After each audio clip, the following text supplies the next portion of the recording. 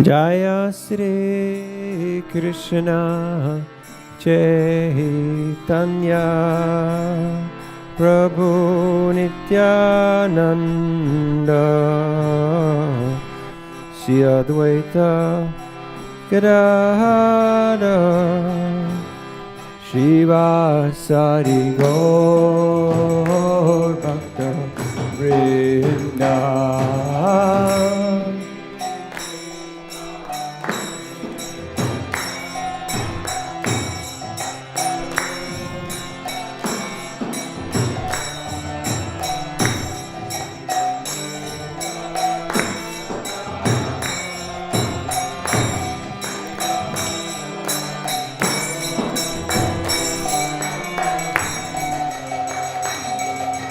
Hare Krishna,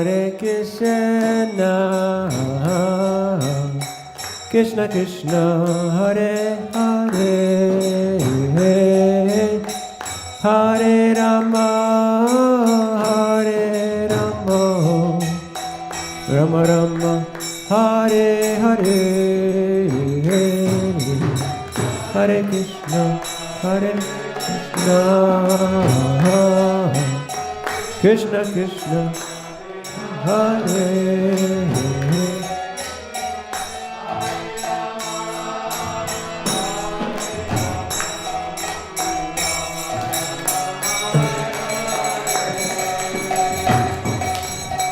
Hare Krishna, Krishna Krishna, Hare Hare, Hare Rama, Rama Rama, Hare Hare. Gaura, Gaura.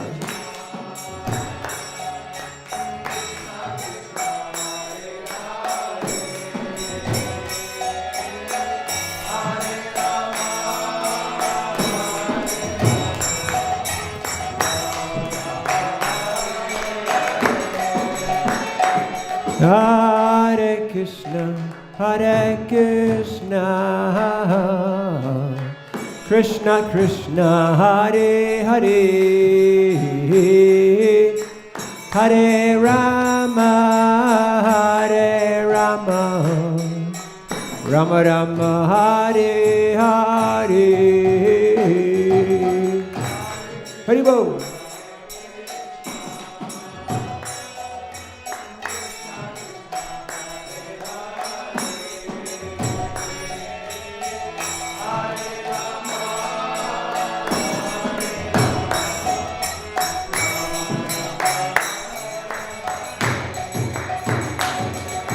Hare Krishna,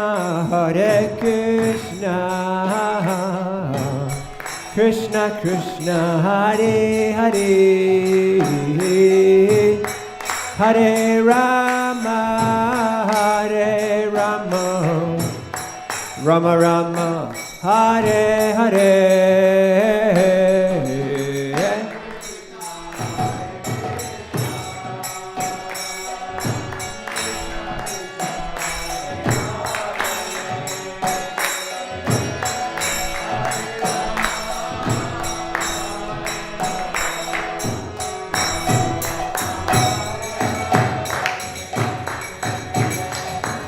Hare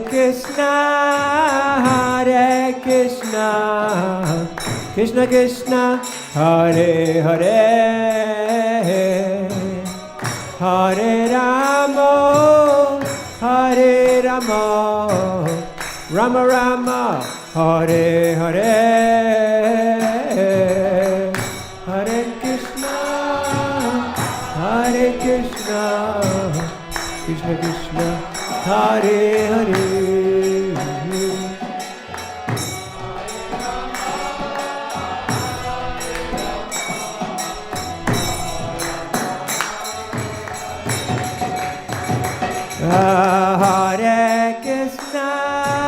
Hare Krishna, Krishna Krishna, Hare Hare, Hare Rama, Rama Rama, Hare Hare.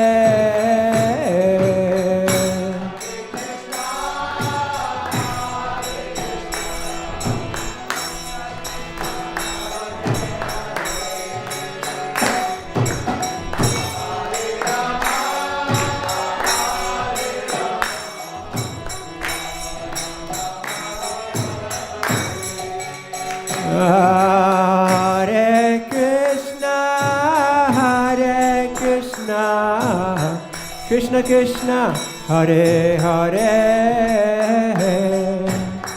Hare Rama, Hare Rama, Rama Rama, Hare Hare.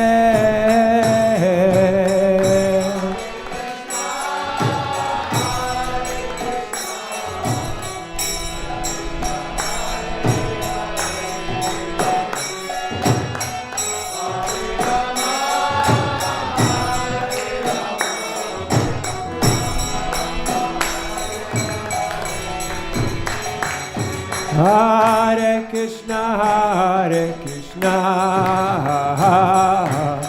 Krishna Krishna, Hare Hare, Hare Rama, Hare Rama, Rama Rama, Hare Hare,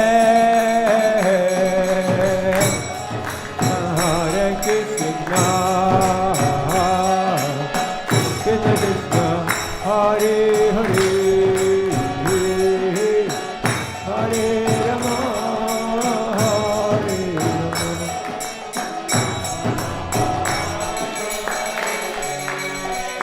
Hare Krishna, Hare Krishna,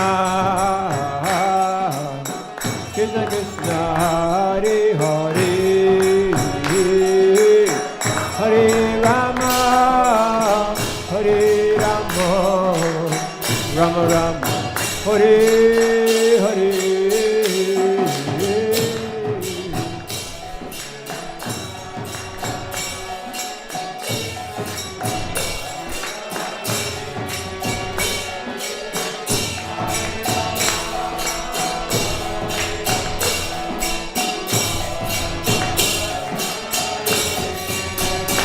Hare Krishna, Hare Krishna, Krishna Krishna, Hare Hare, Hare Rama, Hare Rama, Rama Rama, Hare Hare.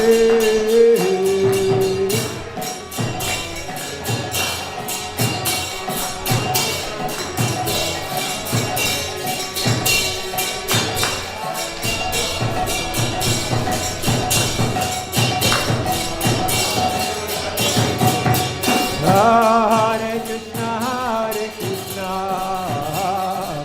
Krishna Krishna, Hare Hare, Hare Rama, Hare Rama, Rama Rama, Hare Hare.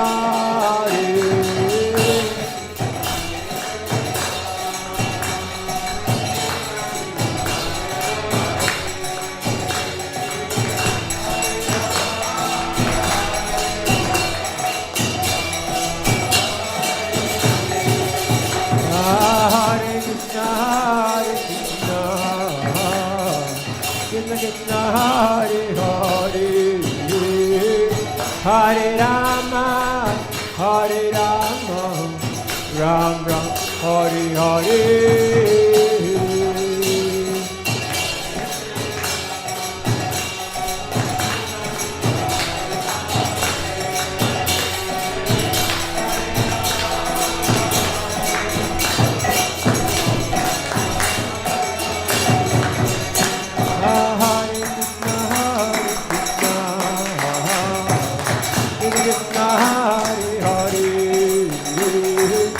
Hare Rama, Hare Rama, Ram Ram, Hare Hare.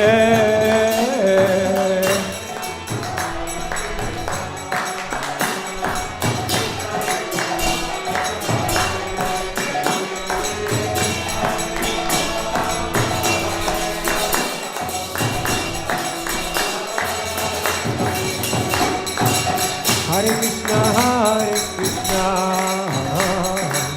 Krishna Krishna, Hare Hare, Hare Rama, Ram Ram, Hare Hare.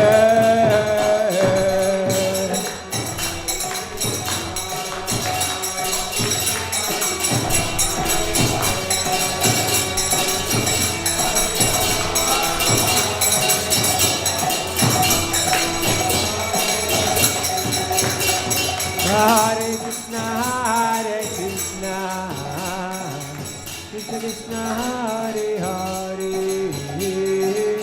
Hare Rama, Ram Ram, Hare Hare.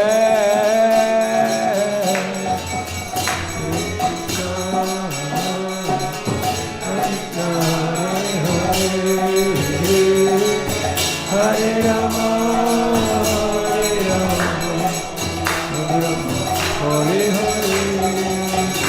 Hare Krishna, Krishna Krishna, Hare Hare, Hare Rama, Ram Ram, Hare Hare.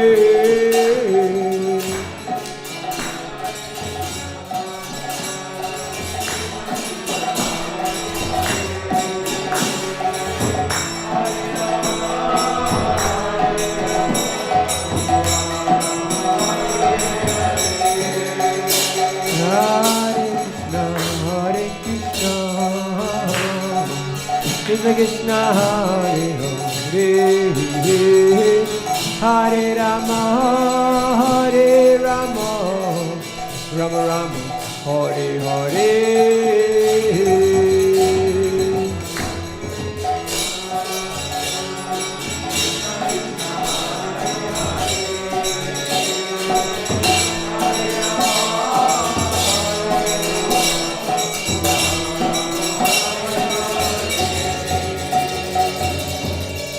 Hare Krishna, Krishna Krishna, Hare Hare, Hare Rama, Rama Rama, Hare Hare.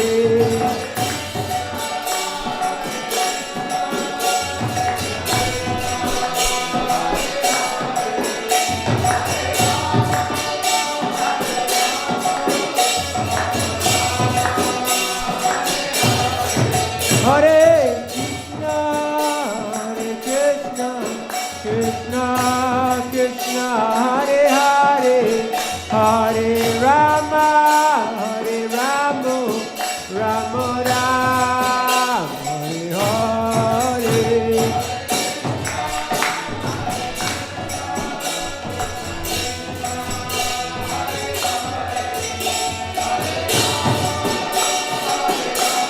Hare Hare.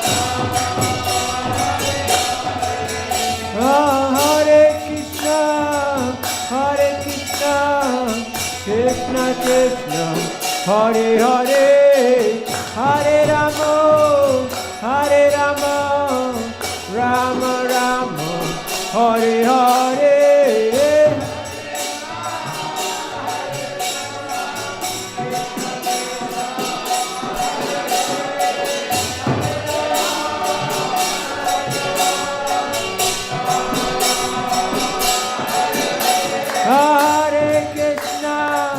Hare Krishna, Krishna Krishna, Hare Hare, Hare Rama,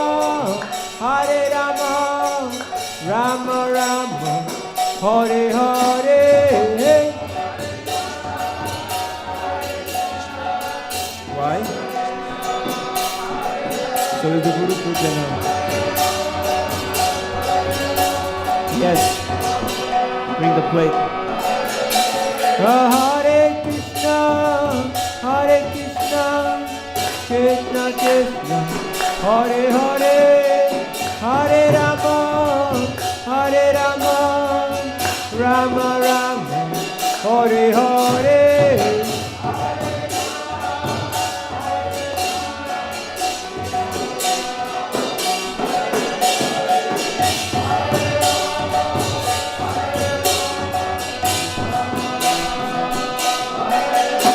Hare Krishna, Krishna Krishna, Hare Hare, Hare Ram, Ram Ram, Hare Hare.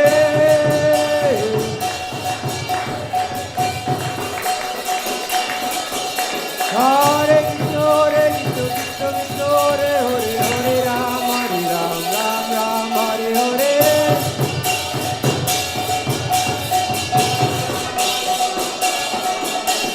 Hare Krishna, Krishna Krishna, Hare Hare, Hare Ram, Ram Ram, Hare Hare.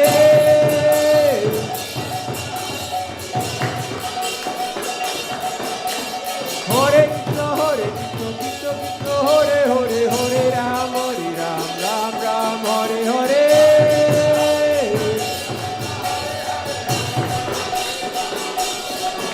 Hare Krishna, Krishna Krishna, Hare Hare, Hare Ram, Ram Ram, Hare Hare.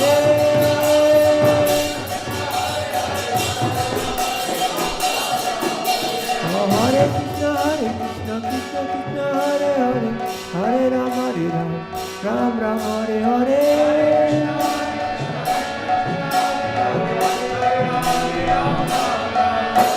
Hare Krishna, Krishna Krishna, Hare Hare, Hare Ram, Ram Ram, Hare Hare.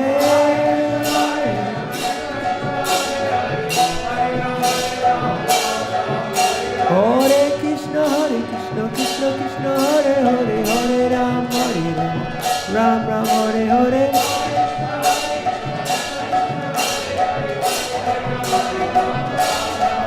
Hare Krishna, Krishna Krishna, Hare Hare, Hare Ram, Ram Ram, Hare Hare.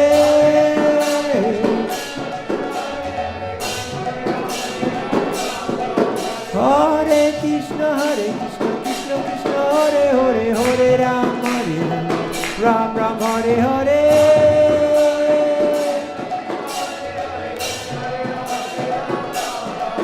Hare Krishna, Krishna Krishna, Hare Hare, Hare Ram, Ram Ram, Hare Hare.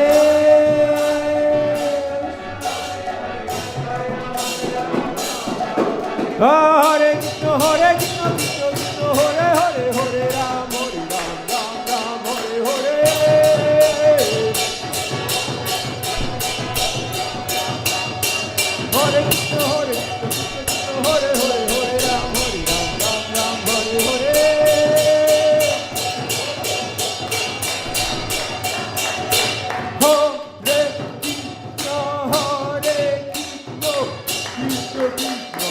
Hare Hare, Hare Ramo, Hare Ramo, Rama Ramo, Hare Hare.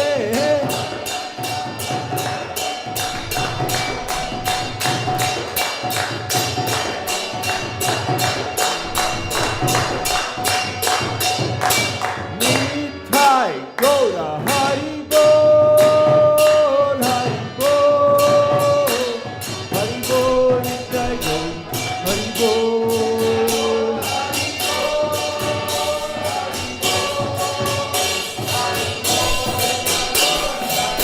Nitai Gaura Hari Bol, Hari Bol, Hari Bol, Nitai Gaura Hari Bol.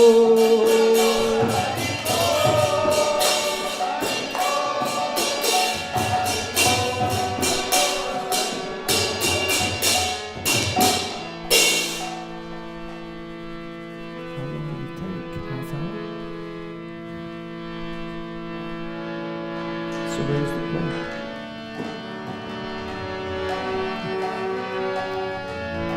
So now we'll have Guru Puja for Srila Prabhupada. Yeah. Harinam Sankirtan ki jai, Srila Prabhupada ki jai. So we'll sing this song in glorification of the spiritual master. The song is on the board.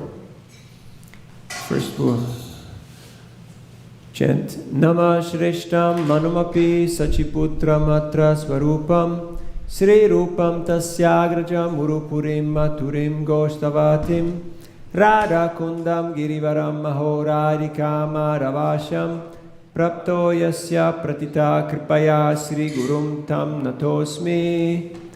He Guru Jnanada Dinabandho Svananda Data Karunaika Sindho Brindavana Sinahitavatara Prasida Radha Pranaya Prachara.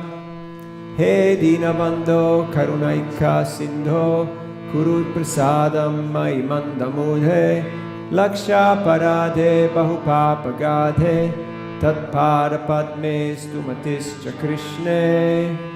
I bow down to the beautiful lotus feet of my spiritual master, by whose causeless mercy I have obtained the supreme holy name, the divine mantra, the service of the son of Sachi Mata, the association of Srila Swarup Damodar, Rupa Goswami, and his older brother Sanatana Goswami, the supreme abode of Mathura, the blissful abode of Vrindavan, divine Radha Kunda, and Govardhan Hill, and the desire within my heart for the loving service of Shri Radhika and Madhava in Vrindavan. O spiritual master, O giver of divine wisdom, O friend of the fallen, you're the giver of your own bliss, and you're the only ocean of mercy. Although dwelling in Vrindavan, you have descended for the welfare of fallen souls like myself, and you're preaching the divine love of Radha for Krishna. Please be kind upon me. O friend of the lowly, O Gurudev, you're the only ocean of mercy. I'm a dull fool, and I've committed hundreds of thousands of offenses. I've fallen into dense myriad of sins. Therefore grace me with your mercy, so that my mind may be fixed on your lotus feet and on Sri Krishna. The lotus feet of our spiritual master are the only way by which you can attain pure devotional service. I bow down to his lotus feet with great awe and reverence. By his grace one can cross the ocean of material suffering and obtain the mercy of Krishna. Our only wish is to have our conscience purified by the words emanating from his lotus mouth. Attachment to his lotus feet is perfection that fulfills all the desires. He opens our darkened eyes and fills our heart with chancel knowledge. He is our Lord, birth after birth. From him ecstatic prema emanates. By him ignorance is destroyed. The Vedic scriptures sing of his character. Our spiritual master is the ocean of mercy, the friend of the poor, and the Lord and master of the devotees. O Master, be merciful unto us. Give us the shade of your lotus feet. Your fame is spread all over the three worlds.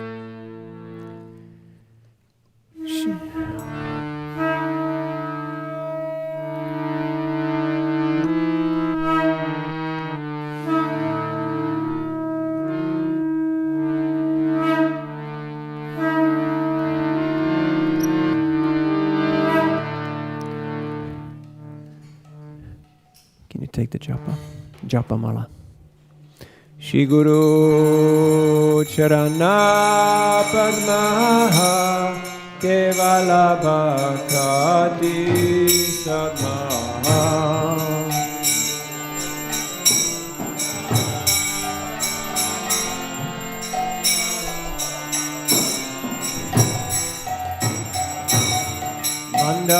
Mandamoi Savadana Mate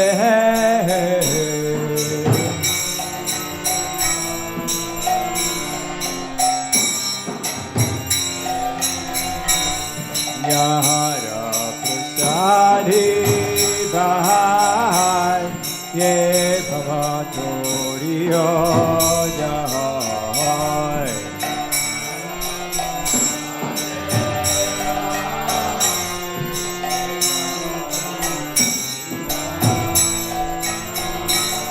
Krishna Prapti Hoi Jahai Hoi Jahai.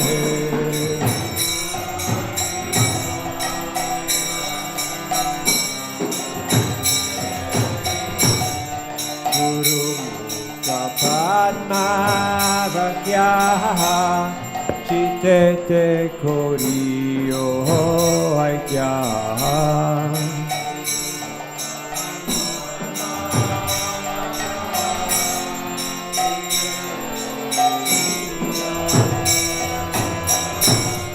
Arana Koriyo Mane Asaha.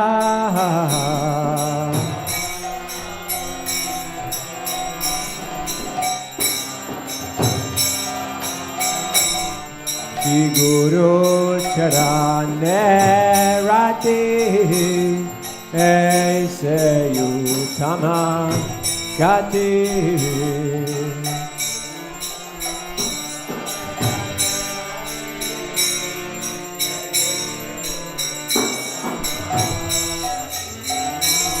Ye prasade pure sarva asha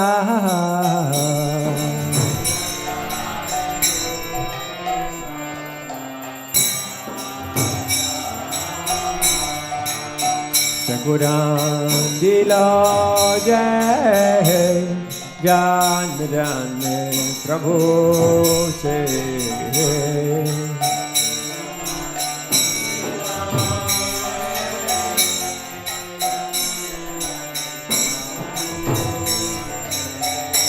Dive Gyana Hriday Prokashito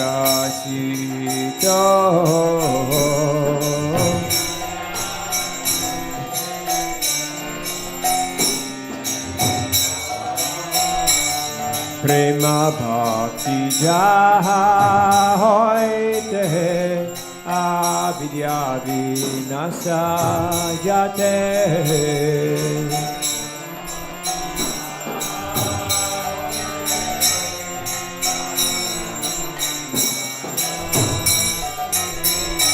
Mere Gaya Charito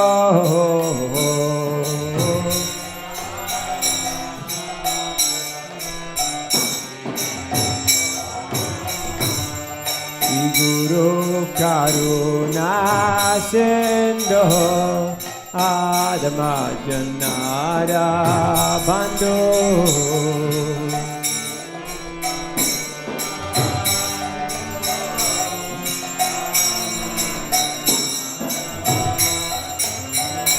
Loke nata loke rajivana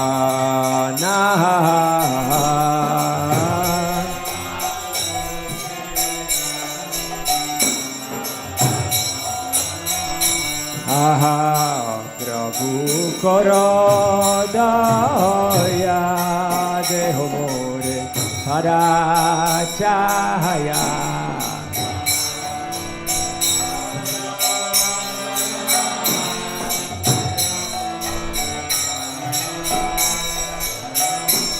Ebeyasha Gosho Tribhuvana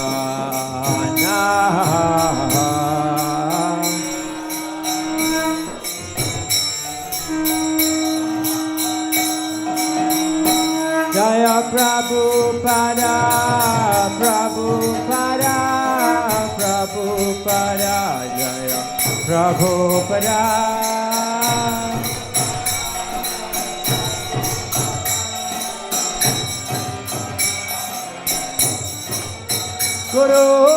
Gurudev, Gurudev, Gurudev, Jai Jai Gurudev.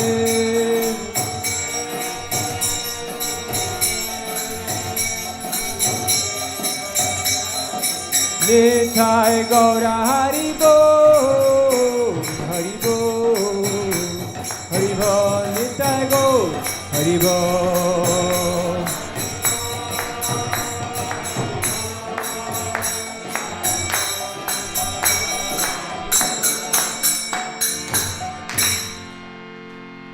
Namah Vishnupadaya Krishna Pristaya Bhutale Srimate Bhakti Vedanta Swami Niti Namine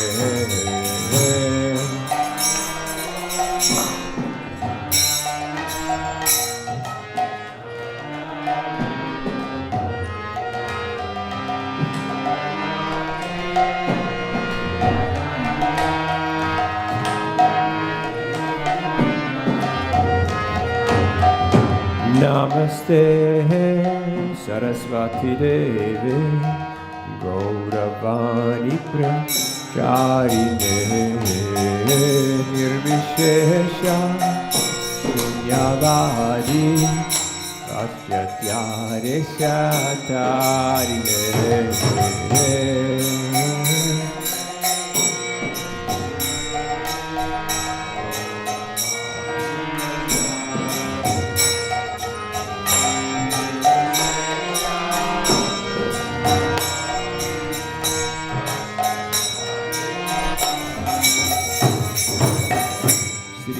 Krishna Chaitanya Prabhu Nityananda Shri Advaita Gadadhar Shrivasari Gaura Bhakta Vrinda.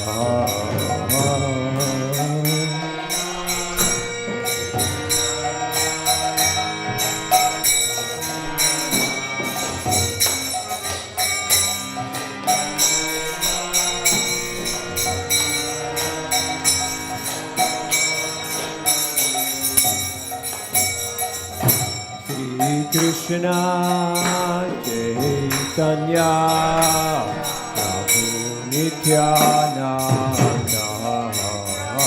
Shri Advaita Gadadhar Shrivasari Gaura Bhakta Vrinda.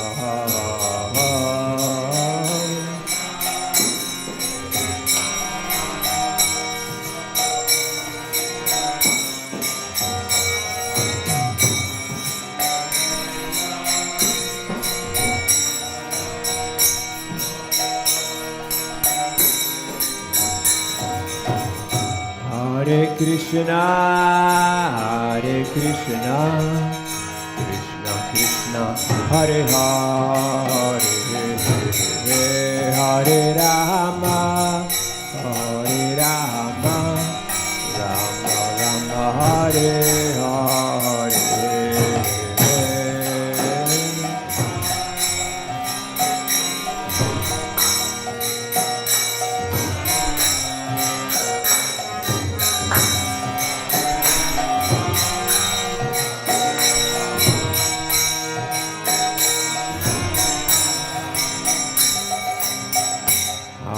Krishna, Hare Krishna, Krishna Krishna, Hare Hare, Hare Rama, Rama Rama, Hare Hare.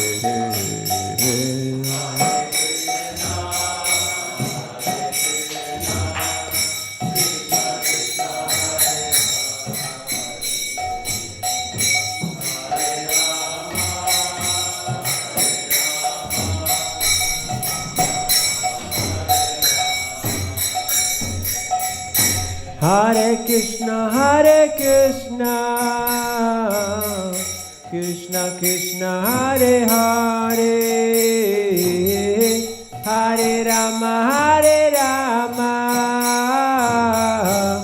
Rama Rama, Hare Hare, Hare Krishna,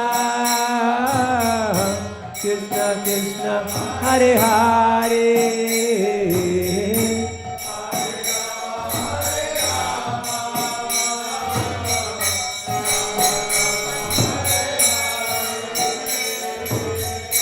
Hare Krishna, Krishna Krishna, Hare Hare, Hare Rama, Rama Rama, Hare Hare.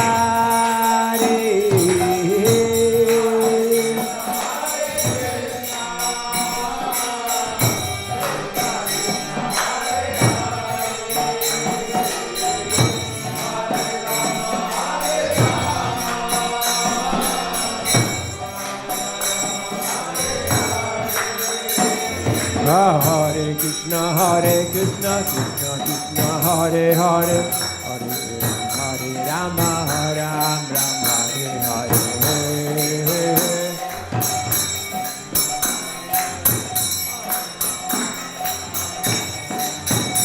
Hare Krishna, Krishna Krishna, Hare Hare, Hare Rama, Rama Rama, Hare Hare.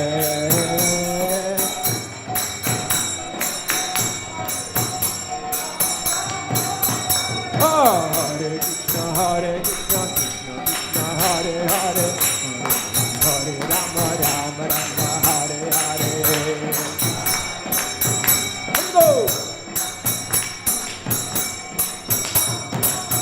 Hare Krishna, Krishna Krishna, Hare Hare, Hare Rama, Rama Rama, Hare Hare. Hey, Gouda, Gouda. Hare Krishna, Krishna Krishna, Hare Hare, Hare Rama, Rama Rama, Hare Hare.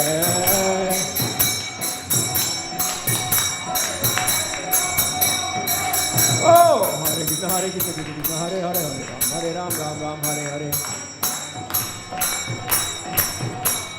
Hare Krishna, Krishna Krishna, Hare Hare, Hare Ram, Ram Ram, Hare Hare. Hare Krishna,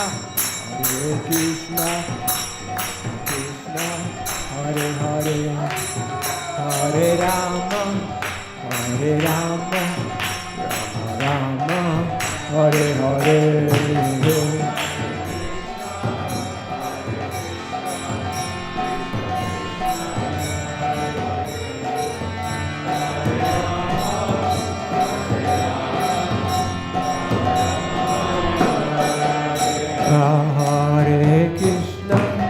Hare Krishna, Krishna Krishna, Hare Hare, Hare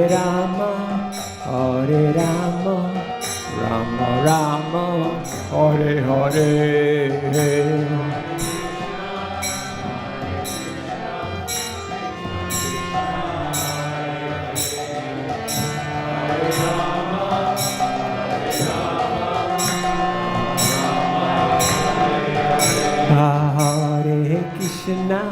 Hare Krishna, Krishna Krishna, Hare Hare, Hare Rama, Rama Rama, Hare Hare.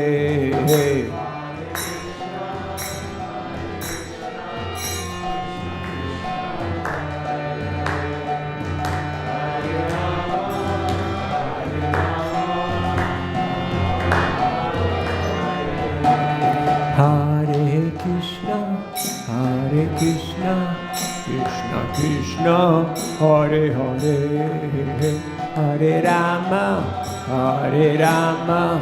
Rama Rama, Hare Hare.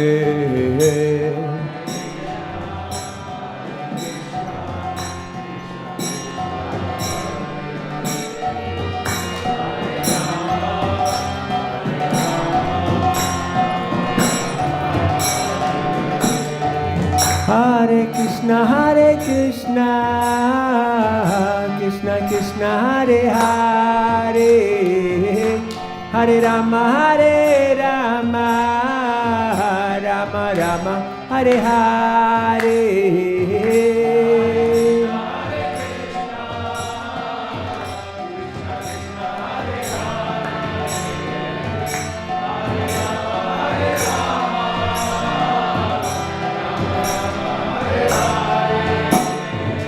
Hare Krishna, Krishna Krishna, Hare Hare, Hare Rama, Rama Rama, Hare Hare.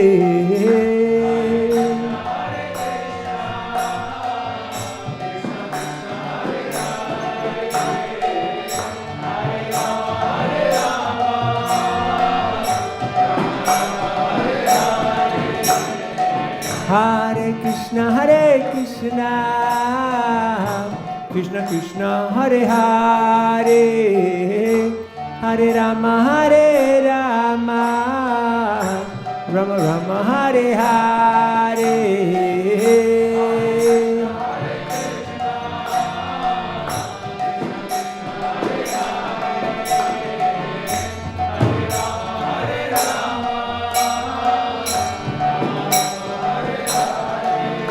बोलिए।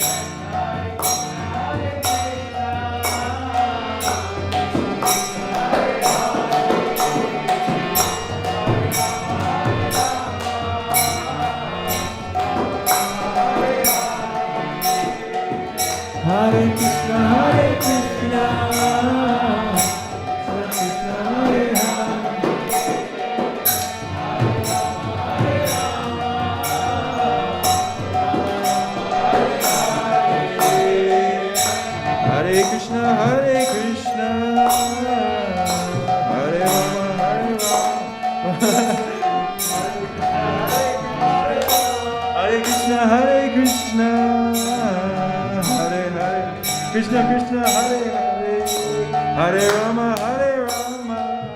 Rama Rama, Hare Hare. Hare Bol. Hare Krishna, Krishna Krishna, Hare Hare, Hare Rama,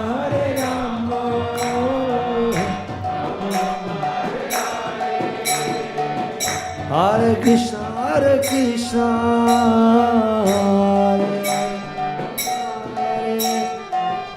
Hare Rama,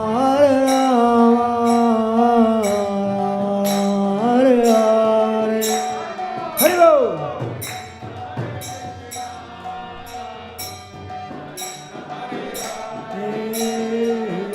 Hare Rama,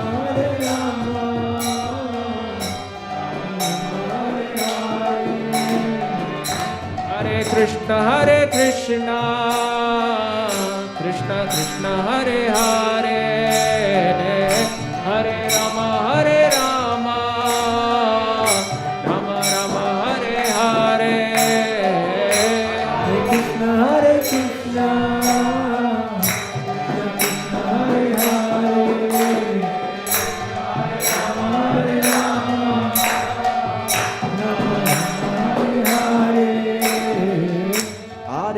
Hare Krishna, Krishna Krishna, Hare Hare, Hare Rama, Rama Rama, Hare Hare. Hare Krishna, Krishna Krishna, Hare Hare, Hare Rama, Rama Rama. Hare Krishna, Krishna Krishna, Hare Hare, Hare Rama, Rama Rama, Hare Hare. Hare Krishna, Krishna Krishna, Hare Hare, Hare Rama, Rama Rama, Hare Hare.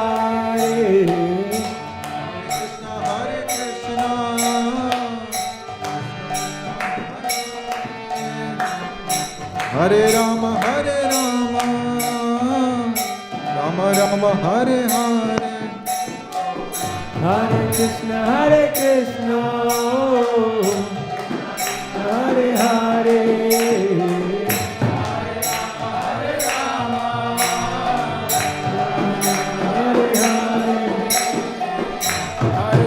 Hare Krishna, Krishna Krishna, Hare Hare, Hare Rama, Rama Rama, Hare Hare. Hare Krishna, Krishna Krishna, Hare Hare, Hare Rama, Rama Hare. Hare Krishna, Krishna Krishna, Hare Hare, Hare Rama, Rama Rama, Hare Hare. Hare Krishna, Krishna Krishna, Hare Hare, Hare Rama, Jaya Prabhupada, Prabhupada, Prabhupada, Jaya Prabhupada.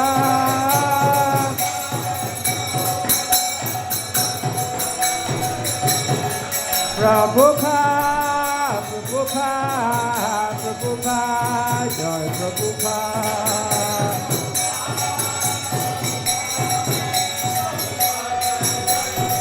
Nitai Gaura Hari Bol, Hari Bol, Hari Bol, Nitai Gaura Hari Bol.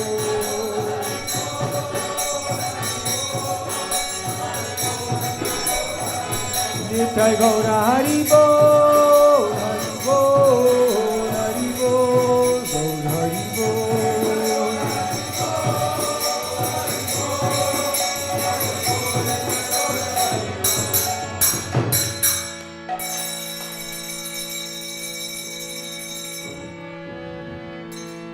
Jai Om Vishnupada Paramahamsa Parivrajacharya Sadhara Sadasi Simati Rani Goswami Sivangre Sesi Bhaktanda Swami Srila Prabhupada Ki Jai Om Vishnupada Paramahamsa Parivrajacharya Sadhara Sadasi Simati Rani Goswami Sivangre Srila Bhakti Siddhanta Saraswati Goswami Thakur Prabhupada Ki Ananta Koti Vaishnava Vrinda Ki ISKCON Founder Srila Prabhupada Ki Namacharya Srila Haridas Thakur Ki Prem se kaho Sri Krishna Chaitanya Prabhu Nityananda Siveti Gadadhar Shiva Sri Gaur Bhakta Vrinda Ki Sri Sri Radha Krishna Gopa Gopinath Shyama Kunda Radha Kunda Giri Gurana Ki Sri Vrindavan Dhama Ki Sri Madhpur Dhama Ki Sri Jagannath Puri Dhama Ki Sri Mayapur Navadip Dhama Ki Ganga Maya Namaya Ki Tulsi Devi Bhakti Devi Ki Srila Prabhupada Shansa Bhakti Sibhushan Ki Harinam Sankirtan Yogya Ki Nitai Gaur Premanandi Shama Veda Bhakta Vrinda Ki all goddesses, some devotees, all goddesses, some devotees,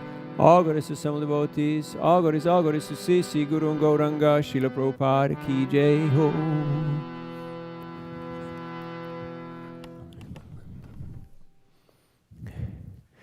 So it is our great fortune to welcome His Holiness Bhakti Rasayana Sagar Maharaj here at ISKCON of Silicon Valley.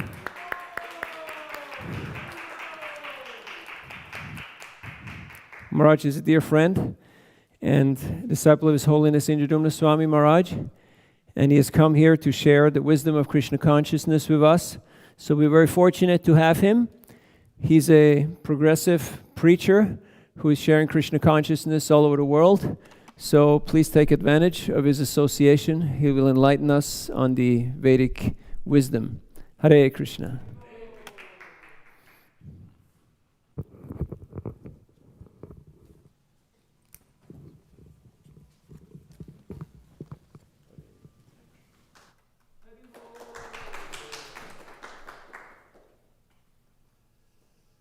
Hare Krishna. Thank you.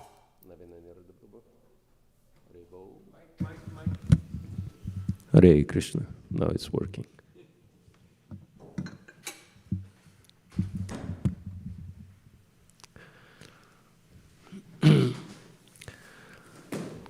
We'll give a minute to everyone to settle. Yeah, fifth canto. Yeah.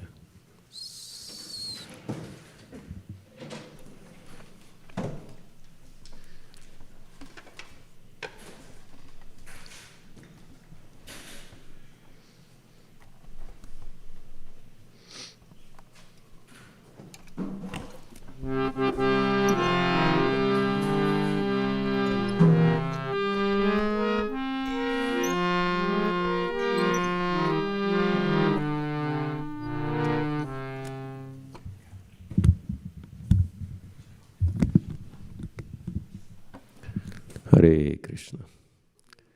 So it's my great fortune to be in very progressive ISKCON temple of Mountain View.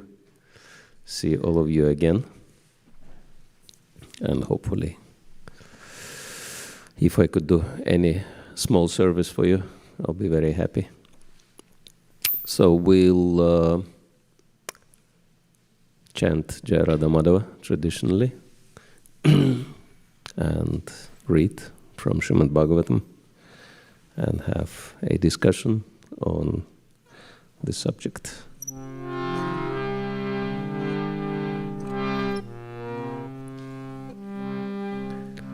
Jaya Radha Madhava Kunjabi Hare Radha Madhava Kunjabi Hare Radha Madhava Kunjabi Hare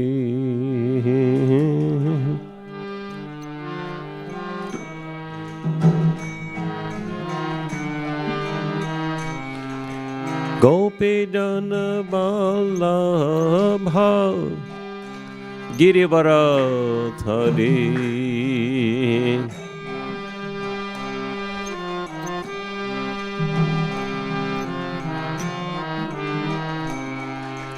Gopidana Ballabha Girivarathari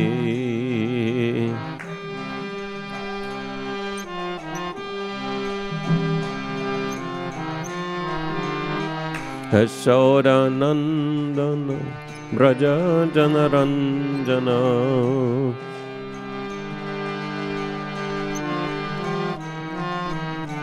Yashodanandana Braja Janaranjana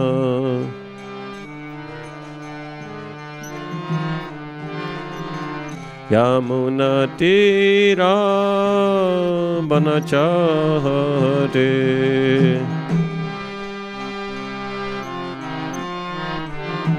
Yamuna Tira Banachare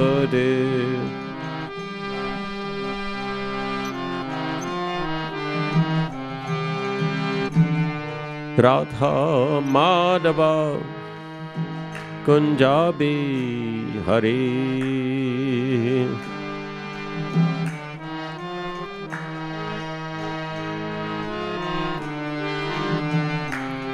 Jaya Radha Madhava Kunjabi Hari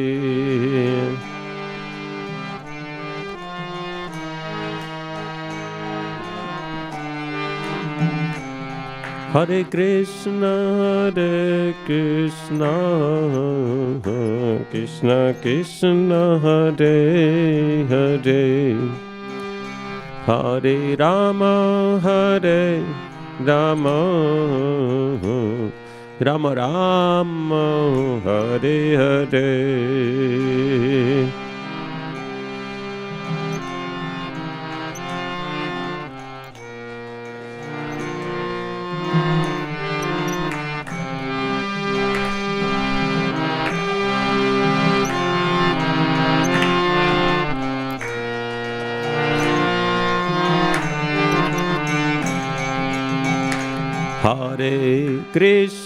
Hare Krishna, Krishna Krishna, Hare Hare, Hare Rama, Rama Rama, Hare Hare.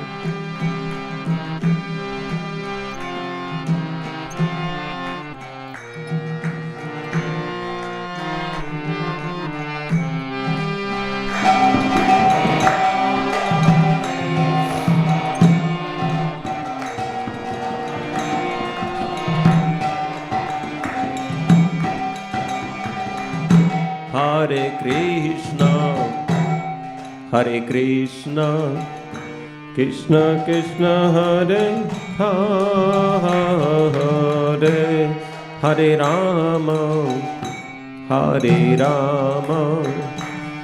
Rama Rama, Hare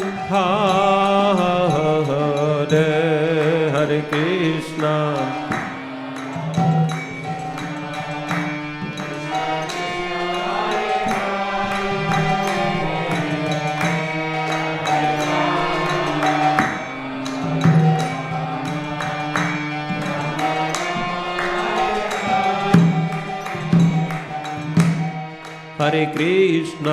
Hare Krishna, Krishna Krishna, Hare Hare, Hare Rama, Rama Rama, Hare Hare,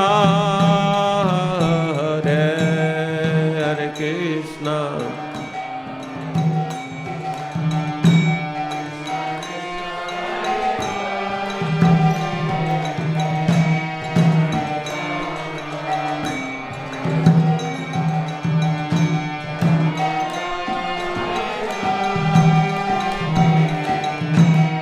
Hare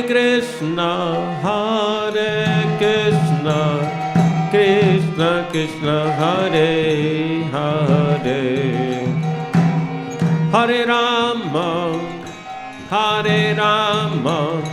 Rama Rama, Hare Hare.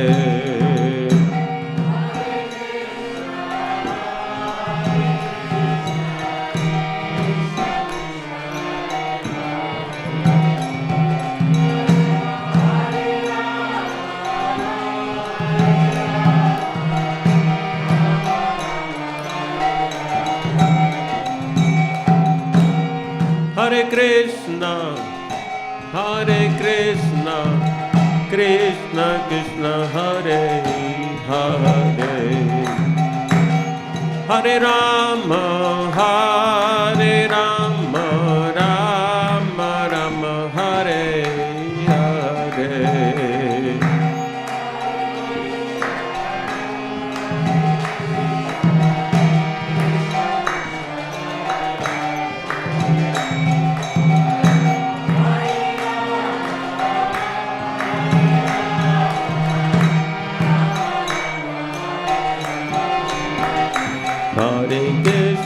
Hare Krishna, Krishna Krishna, Hare Hare, Hare Rama,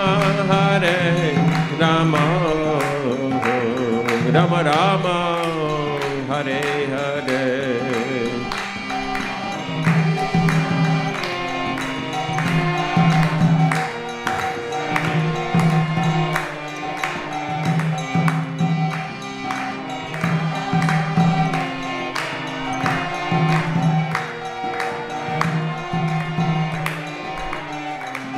Jai Prabhupada, Jai Prabhupada, Prabhupada, Prabhupada.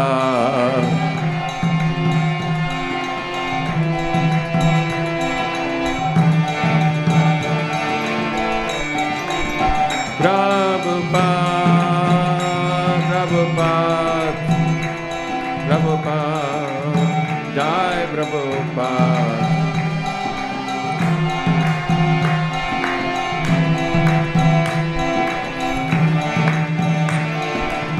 Nitai Gora Haribo, Haribo, Haribo, Gaur Haribo.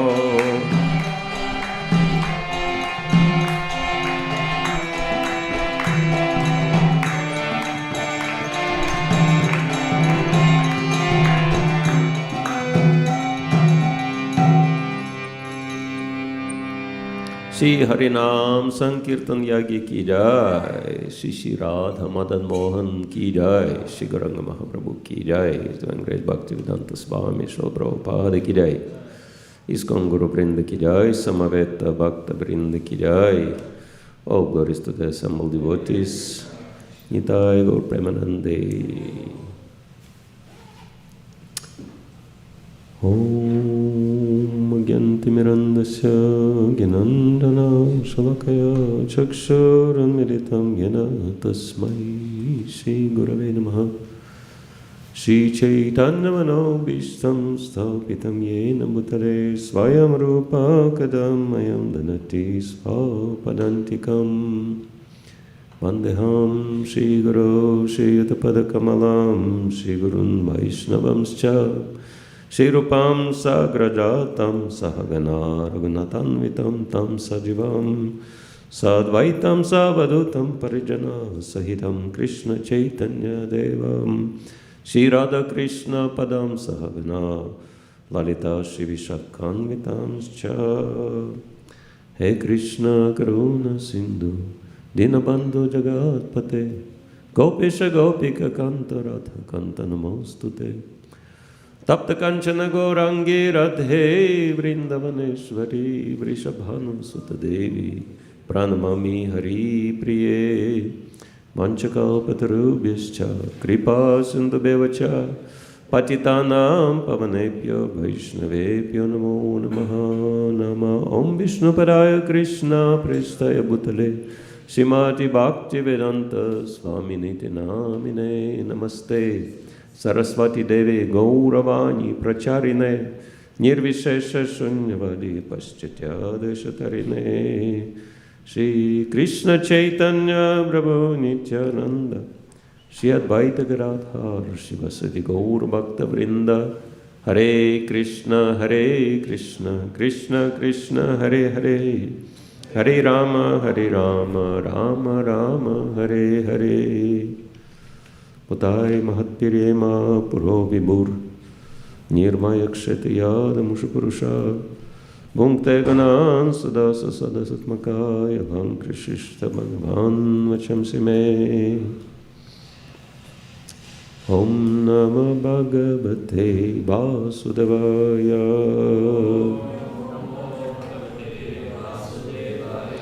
Om Namo Bhagavate Vasudevaya.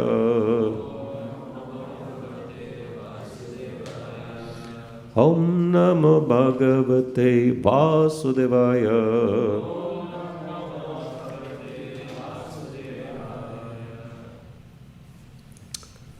So, as far as I understood, there are no scheduled verses. So, I figured out I'm at liberty to choose whichever verse I liked. And of course, it's a very difficult task because Bhagavatam has so many nectarian verses, very hard to choose from. So I was almost at the dilemma similar to the parable of the donkey who died between two stacks of hay. You probably heard of that, right? Anyway, one donkey stuck, was standing between two stacks of hay, and both stacks looked so nice, and he couldn't decide which one to start from, and so he died starving between the two stacks of hay. So I nearly failed to choose the right verse.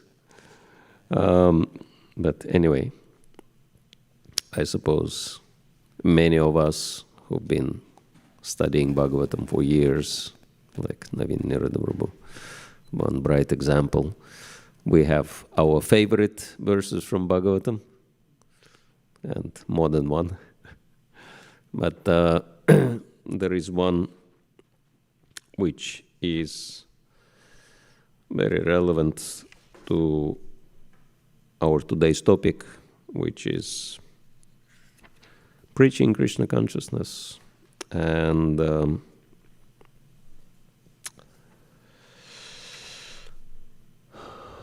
it is spoken by a great devotee, Sri Prahlad Maharaj, who is one of the primary residents of Jambudvipa. And he offers his glorifications to Lord Nrsingadev, and he makes a prayer to Lord Nrsingadev, which is really amazing, wonderful prayer, which is very much in line with the first purpose of ISKCON. I don't know how many of you are familiar with that purpose. I personally believe that all ISKCON members supposed to know the purposes of ISKCON. Yeah, just out of curiosity, what's ISKCON? What ISKCON is, and what is it that it's trying to achieve, right? And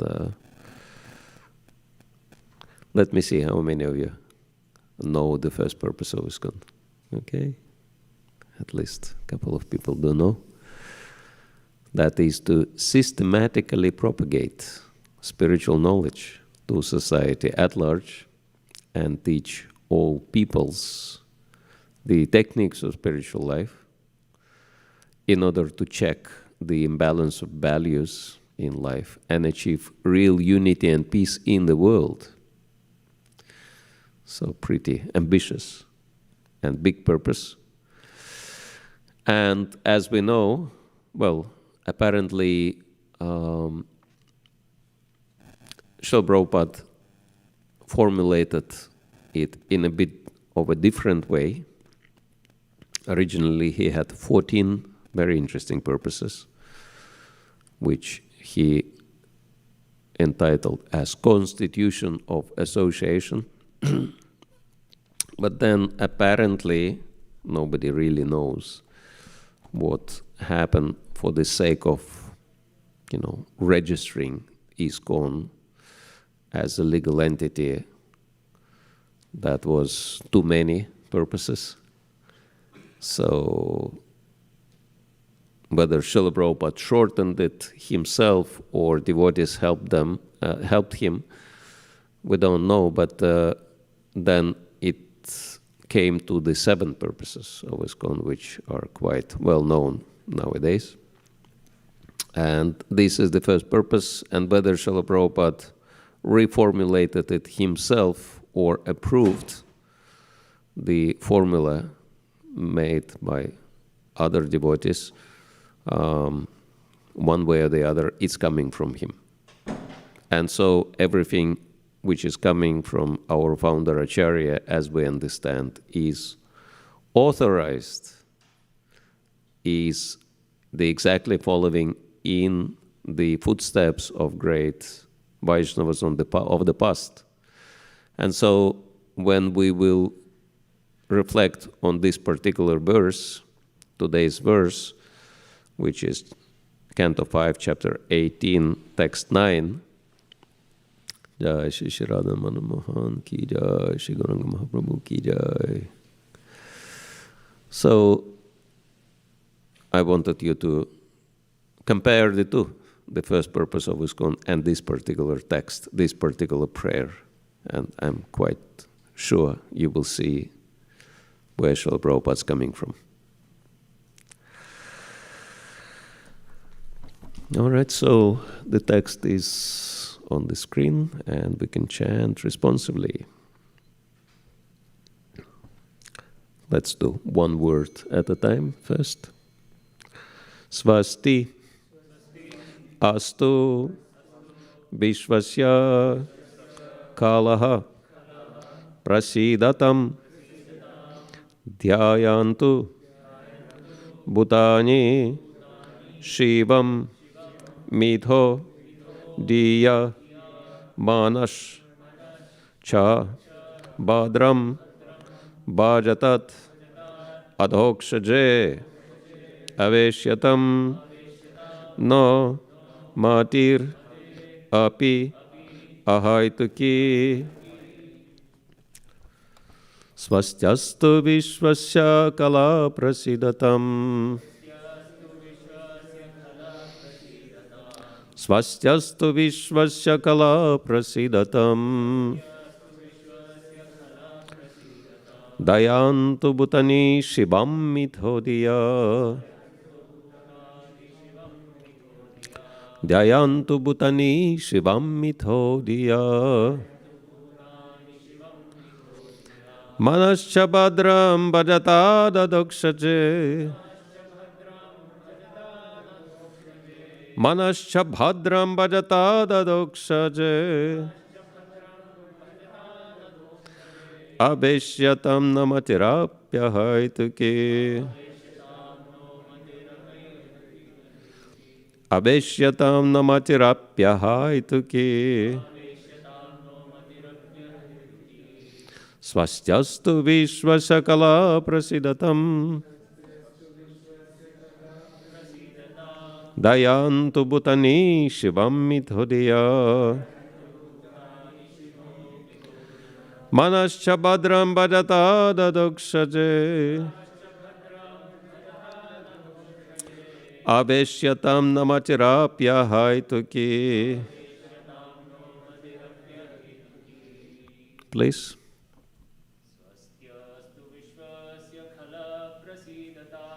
Swastyastu vishvasya kala prasidatam ध्यायन्तु भूतानि शिवं मिथो धिया dayantu bhutani shivam mithodya मनश्च भद्रं भजता दधोक्षजे manascha bhadram bhajata dadokshaje आवेश्यतां नो मतिरप्यहैतुकी.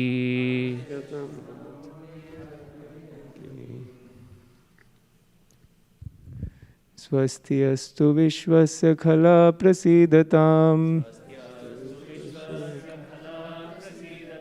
ध्यायन्तु भूतानि शिवं मिथो धिया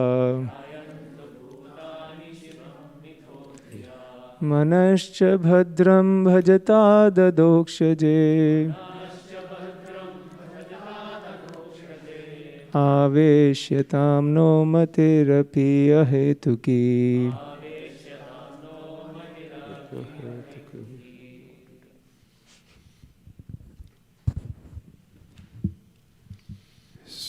स्वस्त्यस्तु विश्वस्य खला प्रसीदताम् Swasyastu vishwasya kala prasidatam ध्यायन्तु भूतानि शिवं मिथो धिया Dayantu bhutani shivam midodiya मनश्च भद्रं भजता दधोक्षजे Manasya badram bhajata dadokshaje अवेश्यतां न नुमतेरपि अहेतुकी Ishyatam namatira haituki.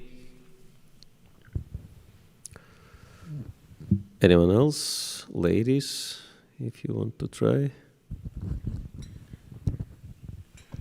स्वस्यास्तु विश्वस्य कला प्रसीदताम् Sastyasya vishwasya kala prasidatam ध्यायन्तु भूतानि शिवं मितो धिया Dayantu bhutani shivam mithodaya मनश्च भद्रं भजता ददोक्षजे Manasya badram bhajata dadokshaje आवेश्यतां नो मतिरप्यहैतुकी Aveshyatam namatira haituki. All right. Synonyms. Swasti, auspiciousness. Astu, let there be. Vishwasya, of the entire universe. Kalaha, the envious. Almost everyone. Prasidatam, let them be pacified.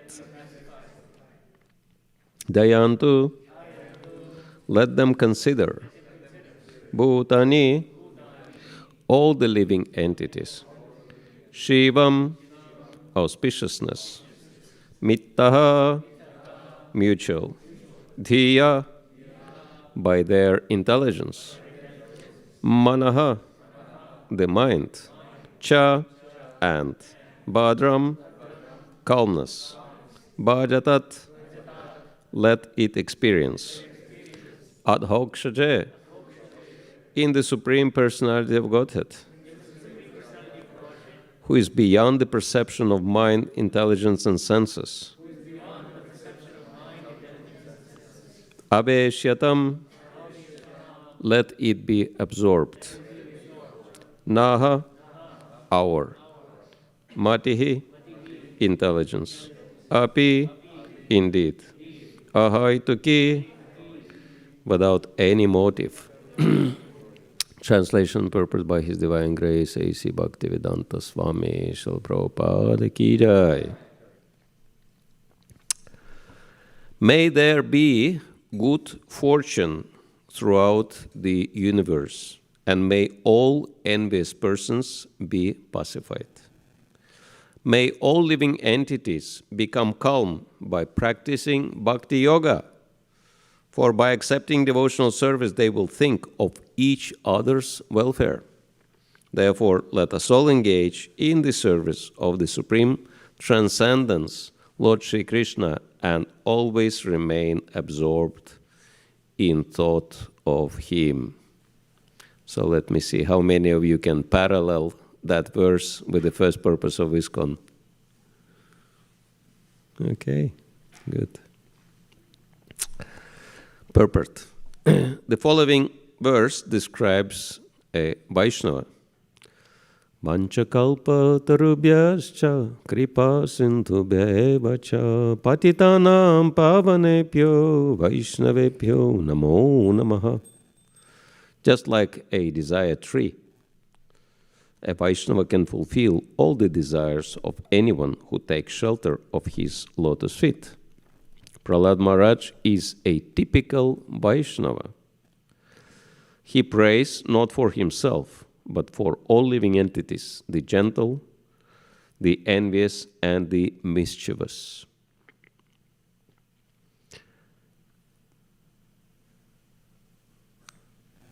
I remember one joke.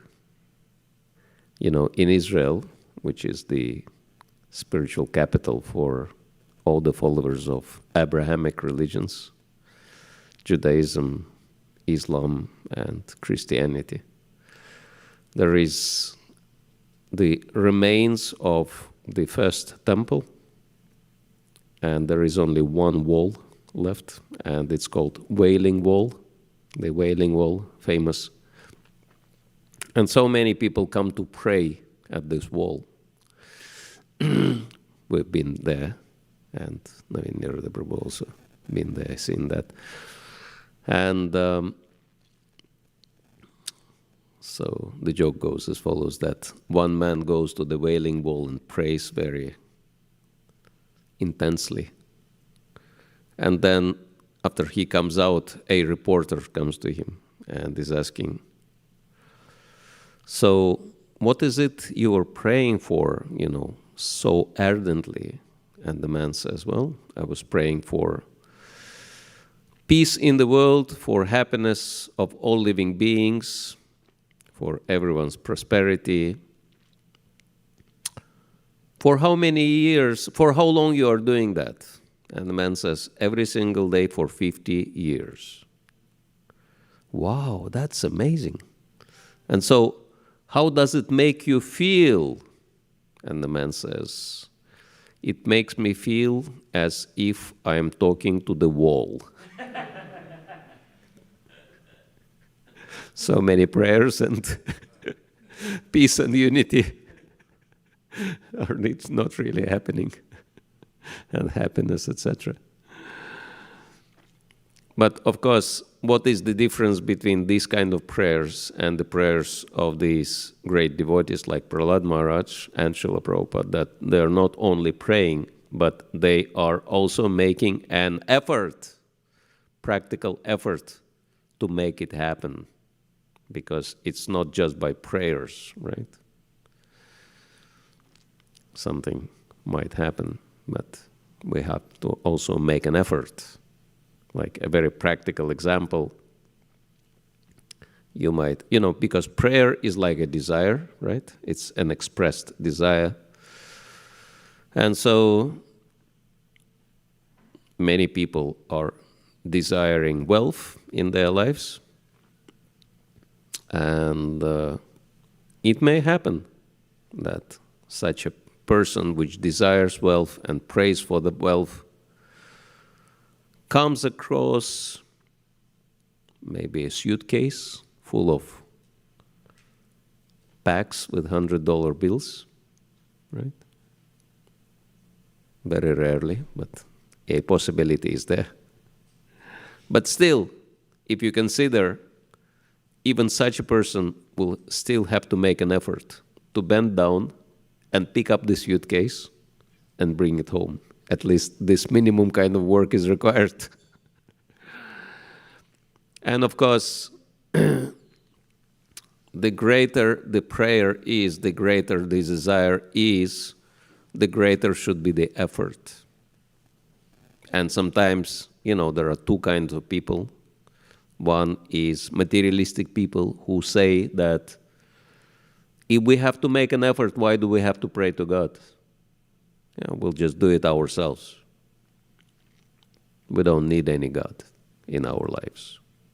And other people, mundane religious people, they only pray, but they don't really make any effort because they think, okay, I'll wait for God to do everything for me.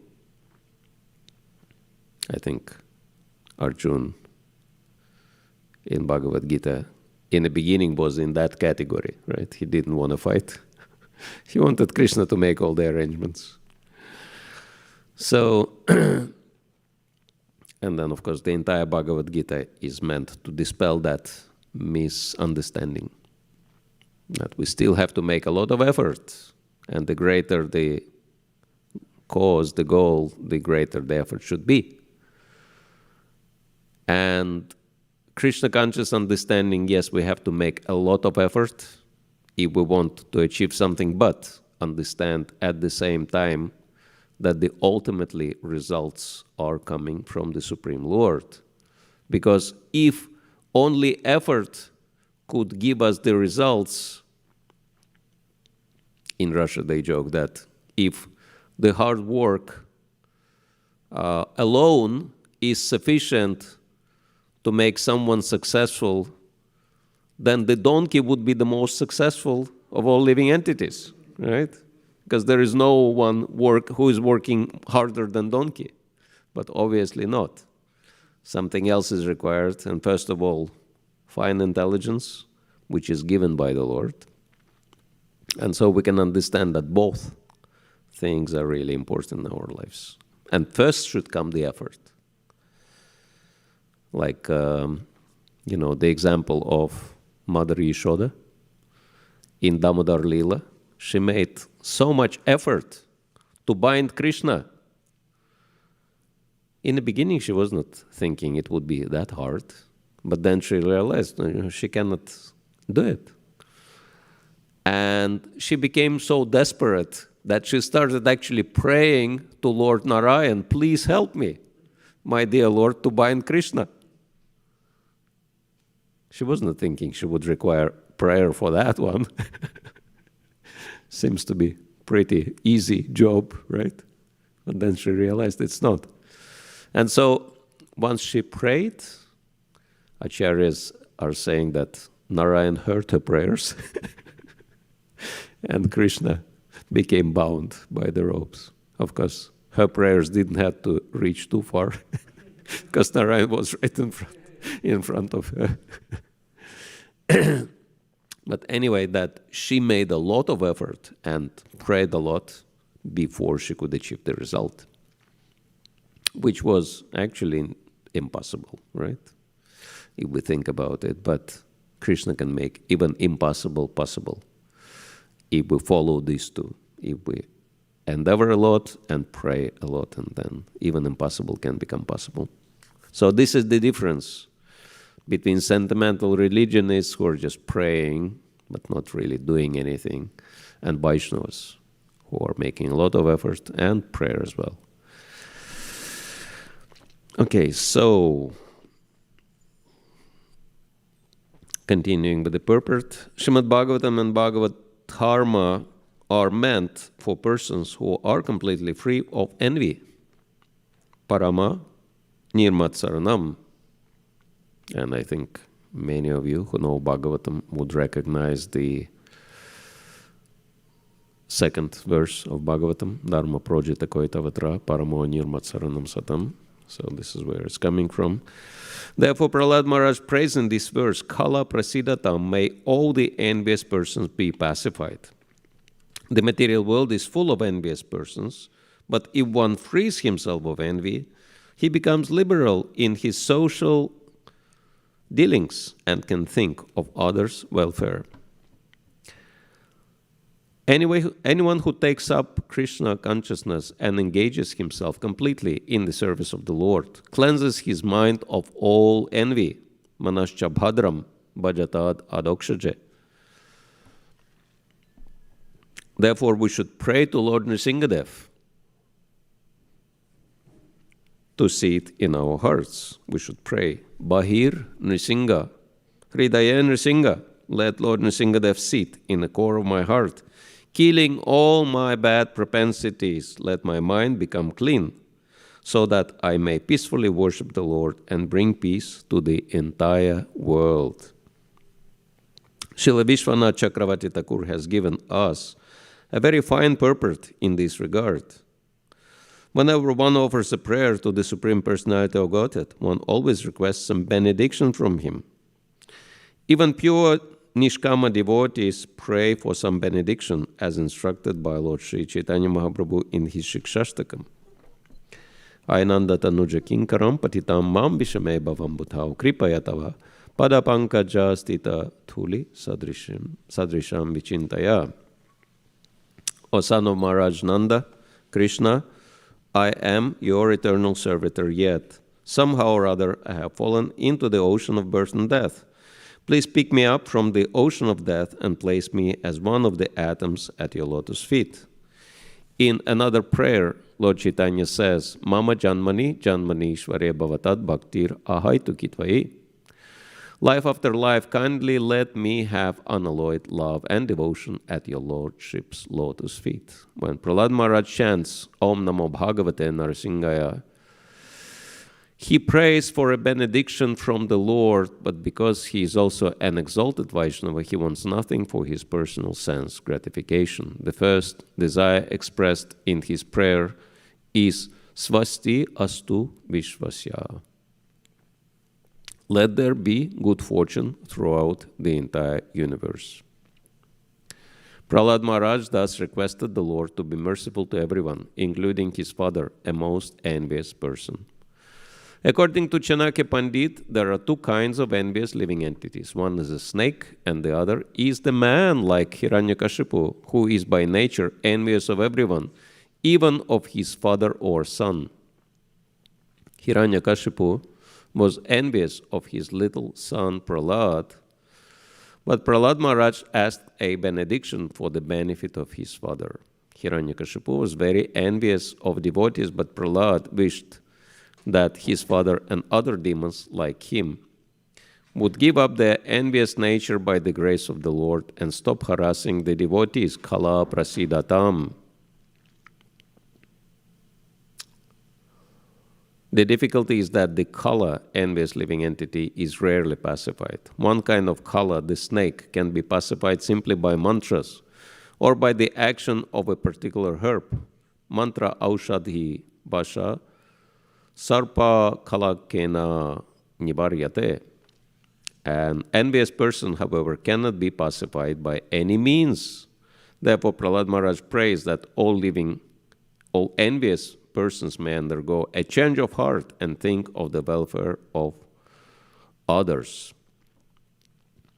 So this is very interesting, how Prahlad Maharaj strived for such a long time to change his father's mindset, make him more Krishna conscious, because he was, sympathetic of his father. His father was suffering because of his envy towards the Supreme Lord. And Prahlad Maharaj tried so hard to convince him that the Supreme Lord is your best friend and best well-wisher. So if you actually become Krishna conscious, you'll be happy. But Hiranyakashipu was only getting more and more mad at Prahlad because he was considering the Lord his personal enemy. And then, as we know, at one point he challenged Prahlad Maharaj, "Where is your Lord?" And when he heard, "The Lord is everywhere," he said, "Is the Lord in this column as well?" And Prahlad said, "Yeah, also in the column." And then Hiranyakashipu said, "If he is not in that column, I'll kill you immediately." And then he knocked on the column. Yeah, he hit the column pretty hard. And then he heard the roar from the other side. If you knock at the door, then someone will answer the door. So someone answered him from inside of the column. "Yes, what is it you want?" That was the translation of the roaring. But of course, Hiranyakashipu could not understand that. He was surprised, what's happening. Someone's in there, inside. And then, of course, after a very short time, he could see who was there inside. Nrsingadev came out. And after a very short and funny encounter, there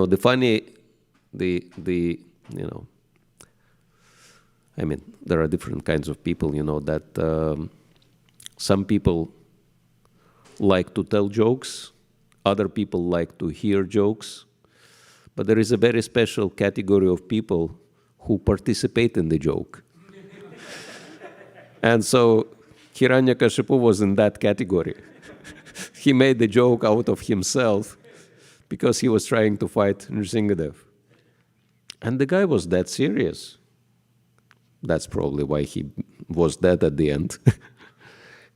If you are that serious, you might be dead at the end. That's why it says don't take life too seriously. You don't have chances to survive anyway. So you might just relax.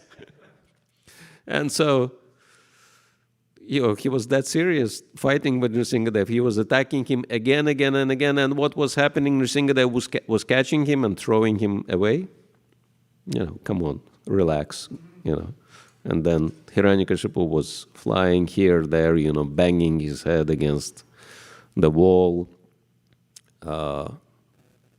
fainting, going unconscious on regular basis. Nrsingadev was trying to tell him, just relax a little bit. Why you stressed so much?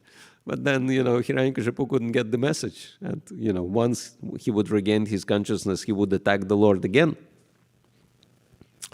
And Srila Prabhupada describes in a very interesting way that Krishna is always happy. And that's why he's always smiling, right? Smayamana Mukamboja, that Krishna is very attractive, of course, and the most attractive part of his body is his face, lotus face, but the most attractive part of his face is his enchanting smile. And so Krishna is always smiling happily. And Srila Prabhupada says he is smiling even when he is fighting with demons. So, as we understood, Nrsingadev, of course, he was playing the role of someone who is angry, but it was a kind of theatrical performance type thing. Actually, he was enjoying the fun, right? Okay, this guy, are you serious? My God, you're trying to fight with me. And then at some point, as Bhagavatam describes, Nrsingadev couldn't control himself and he broke out laughing.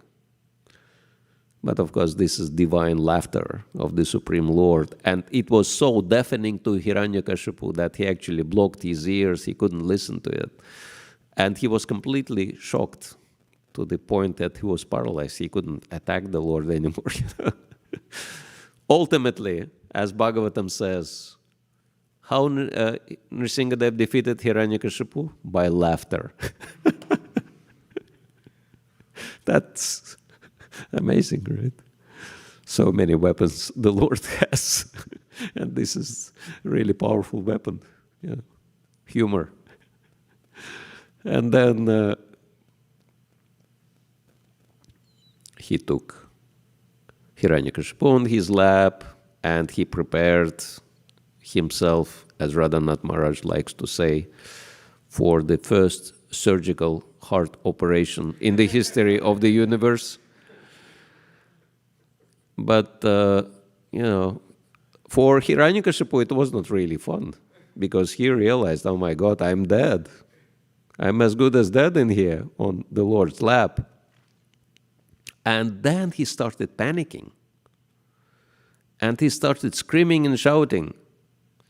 And anybody knows what Hiranyakashipu was screaming? That's coming from a bona fide scripture, believe it or not, which is called Sri Hari Bhakti Shuddhadoy, which is part of Naradiya Purana. While on the lap of Nrsingadev, Hiranyakashipu started shouting, "Mommy! Mommy! Mommy!" Apparently, this is what many soldiers shout before they die, remembering their mommy. And of course, whatever you remember at the moment of death, this is where you're going, right? Yam yam vapismaran bhavante jatante kalevaram. So apparently, all these guys, they go into the womb of another mother, continuing the samsara cycle. And of course, Prahlad Maharaj was not very happy with that. You can see on the picture, on the painting, that while Nrsingadev is steering Hiranyakashipu, that Prahlad Maharaj is standing next to him, right? And then, according to the scripture, Prahlad Maharaj was saying, "What are you saying? This is the most important moment of your life. And you are meditating on mommy? Come on, stop that. Chant, Govinda, Govinda, Govinda." So Prahlad Maharaj was praying for Hiranyakashipu at the moment of death. So that was his great fortune, that he had such a wonderful devotee son. But yeah, he was envious and angry with the Lord until the very end of his life, as we understand. But Prahlad Maharaj never gave up on him. He always tried to benefit him. So we have a final portion of our purport. So Srila Prabhupada says very important things. Conclusion. If the Krishna consciousness movement spreads all over the world, and if by the grace of Krishna everyone accepts it, the thinking of envious people will change. Everyone will think of the welfare of others.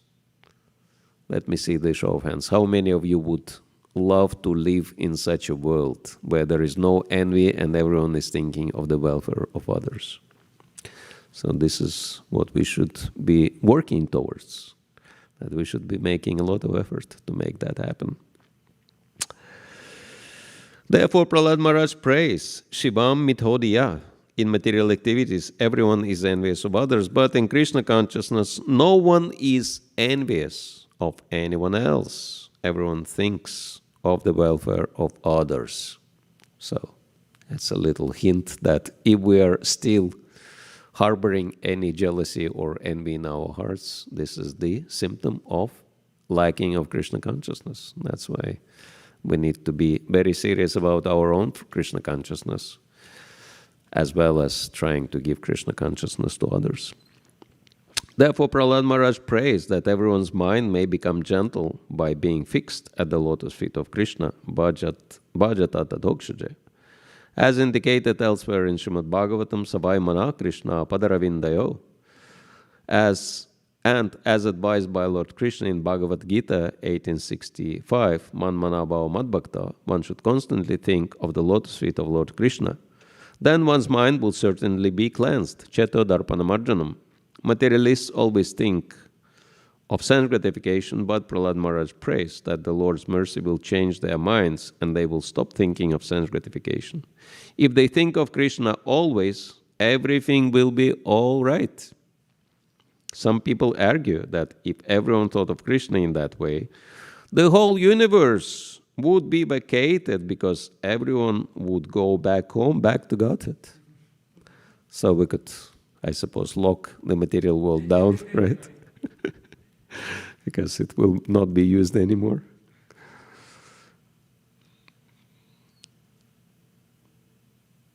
However, Srila Vishwanath Chakravarti Thakur says that this is impossible because the living entities are innumerable.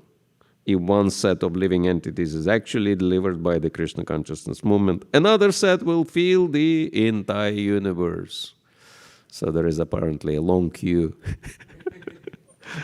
for the material world, enjoying in the material world. But anyway, at least we could help those whom we can help. And of course, starting with ourselves. And it's very important what is mentioned in this purport, what Srila Prabhupada says, that the most important thing for us is to always think of Krishna, man mana. And as we understand, this is the sum and substance of the entire Bhakti Yoga process. Smartavyo satatam Vishnu vismritavyo jnajatuchi. That to always remember Vishnu and never forget him, and then sarvavidi nishadasyu etayoreva kinkara, that all other rules and regulations are only serving that principle of always remembering and never forgetting Krishna. And it's pretty hard, right, to always remember Krishna, even if you are in the temple, even if you are chanting the holy names and doing many other sadhana practices. How many of you had that experience, that even despite of, externally performing different elements of sadhana or hearing Bhagavatam, right? It's so easy to drift off somewhere. So it's pretty hard. But because sadhana bhakti, one meaning of the word sadhana, interestingly enough, because Sanskrit words have so many layers of meanings. And one meaning of the word sadhana is war or battle. So sadhana means we are, fighting with our mind and senses, trying to become Krishna conscious. War against Maya. So sadhana bhakti is very difficult. But there is a solution. And what is the solution? That is Raganuga Bhakti. And what is our method of Raganuga Bhakti? The best solution is book distribution. Because once you go out on books, it becomes completely unpredictable. Whom will you come across? What will happen to you? And you have to depend on Krishna. You have to really pray to Krishna. How many of you had that experience? Yeah. If you didn't have that experience, we highly recommend to try it out. Go out with books, and then you'll have to surrender to Krishna. Because, I could be anyone, right? I could be like very old and very respectable devotee having good position in the society, guru, GBC, sannyasi, whoever, but out on the street nobody knows and nobody cares. So, and that's why they would relate to us, and we could, I'm very honored, by the way, because I know how many highly positioned and highly professional devotees are in that community. So you might be, big person in your company, but when you're out on the street, nobody cares. And so that's a real, training course in humility and surrender unto Krishna, surrendering unto Krishna on the spot, right? And yeah, that's real Raganuga, right? And it's so amazing that we have opportunity to practice Raganuga Bhakti while we are still on a very, initial levels of our Krishna conscious development. And of course, the great inspiration is when you actually surrender unto Krishna like that. Krishna manifests himself in so many amazing ways. If you want to have direct relations, experience with Krishna, that's available right here, right now. Just take the books out and go to see the people, take part in Prabhupada's mission. And it's so amazing how things are happening. How many of you had that experience that Krishna is really manifested when you're out on books? Yeah. That's why many Sankirtan devotees, they're writing books about Sankirtan experiences, and oftentimes these are not experiences of many devotees, these are just experiences of one book distributor. I'm pretty sure I don't know if Navina Narada Brahma did that yet, but he could write a voluminous book on his experiences on book distribution. Because even though my experience, is meager comparing to his or even many of yours, but still, it's mind-blowing what's happening when you are doing that. That's real war on Maya, right? You have to battle your own mind and senses. You have to try to convince people on the street. And honestly, I'm thinking, if someone has the capacity to convince a person on the street to buy a book on ancient Indian spiritual philosophy, that is probably the very last thing on the person's mind when he goes out, right? Never expects that. Such a devotee can convince anyone about anything, right? As Navina Nirad Prabhu likes to say, that such a person could sell snow to the Eskimos for a very high price also. So, it's so beneficial in so many ways. It helps you to surrender unto Krishna, to experience Krishna's magic firsthand, and develop so many wonderful skills and qualities. Just by this one activity is so beneficial. It's so amazing. And of course, we are in this very special month, which is both the appearance of Lord Jesus Christ and the month when Bhagavad Gita was spoken, and it's also the month of Kurukshetra battle, right? Because after Bhagavad Gita was spoken, there was a Kurukshetra battle, which went for 18 days. And so devotees following in the footsteps of the tradition, they also go out to fight with Maya. Of course, they don't use Shastra as weapon, but they use Shastra, scriptures, right? Fighting against the ignorance of the conditioned souls. And the magic, the Krishna's magic, is unbelievable on book distribution.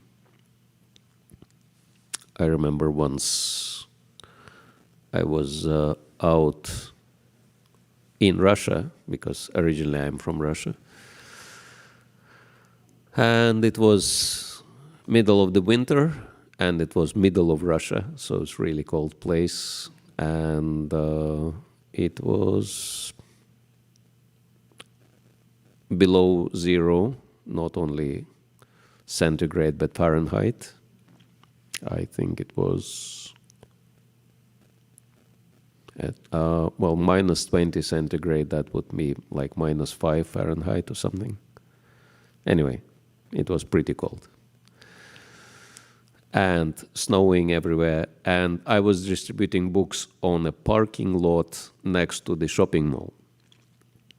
And when it is that cold, and of course California doesn't have that problems, luckily, so you're in a good location where you have good weather and good opportunities for everything, and actually good audience for preaching, because Californians are known throughout America and the world as being very spiritually minded and open-minded. And most open-minded and most spiritually minded place in California is Northern California, the Bay Area. So, your fortune, is so great, it's unimaginable. You have the best people to preach to, and, everything best in here.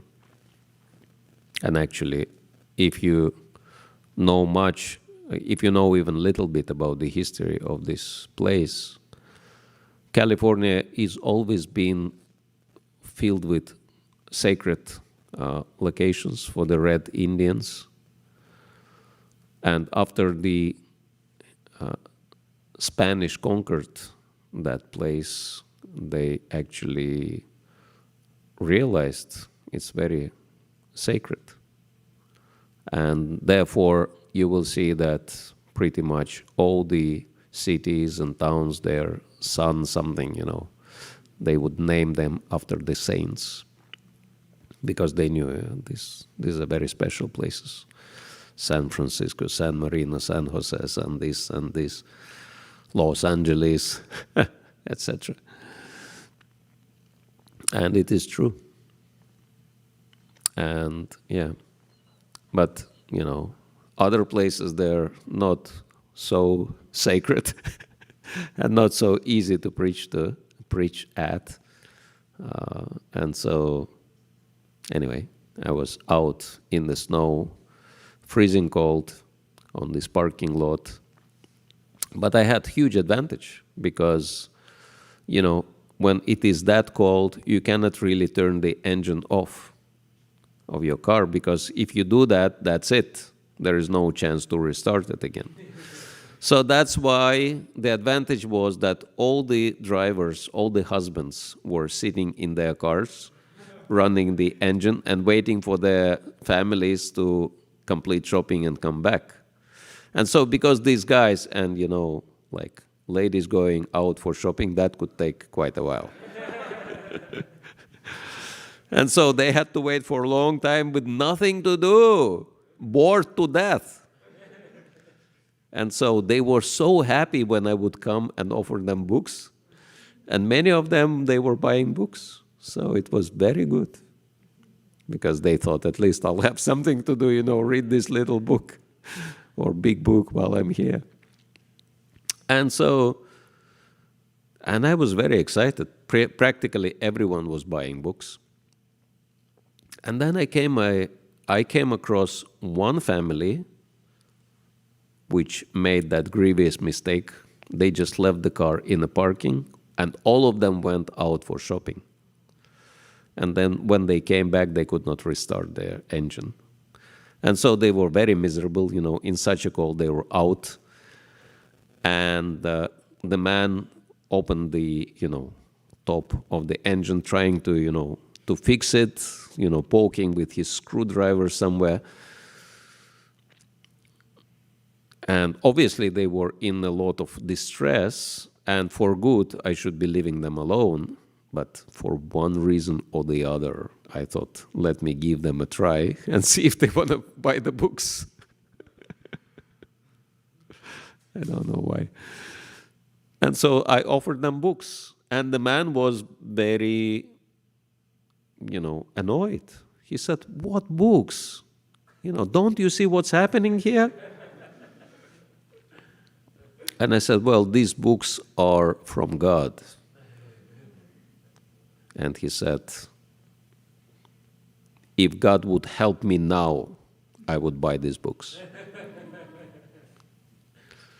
And at this point, I should be leaving the man alone, but I didn't. I said, if you're really serious, God can do anything. And he just looked at me and he, kind of made this dismissal gesture. Oh, what are you talking about? Just get lost. And without looking, he poked the screwdriver in the engine, and the engine started. And he turned to me and he said, what are these books? And he bought the whole set. Like that. So had nothing to do with me. But this is how Krishna manifests sometimes in very amazing ways. If you, make an effort in his service. And of course, the most important thing that book distribution and, the spread of Krishna consciousness really changes the whole face of the planet in a very dramatic way. Because the world is very, very different now from what it was 50 years ago, or 50 plus years ago when Srila Prabhupada came. Well, 50, how many years? 50 years since Srila Prabhupada came to Russia, and 56 years since he came to America. And America changed a lot. I mean, the vegetarianism and yoga and meditation, they were all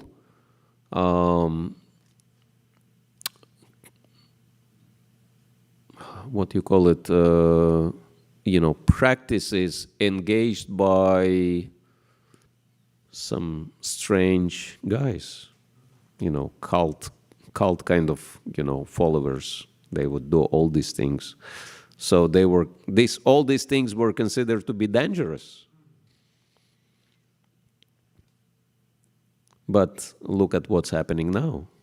I mean, the whole Google is meditating, and so many other companies, and veganism became mainstream, and there are festivals of Bhakti, Bhakti Fest, Shakti Fest, thousands of people travel long distances just to have the opportunity to chant Hare Krishna. I just been to Los Angeles, and we had that, devotees had that mantra house program. And 3 young people came all the way from Santa Barbara, which is 2 hours away, just to have half an hour of kirtan and half an hour of talk. Sacrificing 4 hours for that. So that shows, how much demand is there for not only spirituality, but bhakti per se. And it's all happening thanks to, if Srila Prabhupada would not come to the Western world, none of these changes would be possible.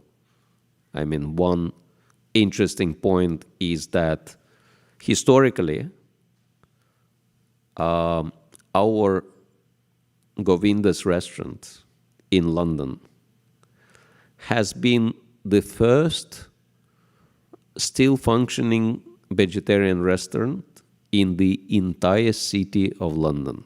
Can you imagine that? If you go to London, now, you will find vegetarian restaurants practically on every single street corner, right?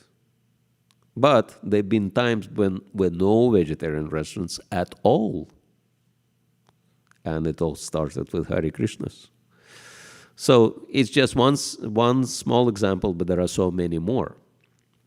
And so we can understand that it's all described in Srila Prabhupada's books. As Prabhupada says, the best of all I have is in my books.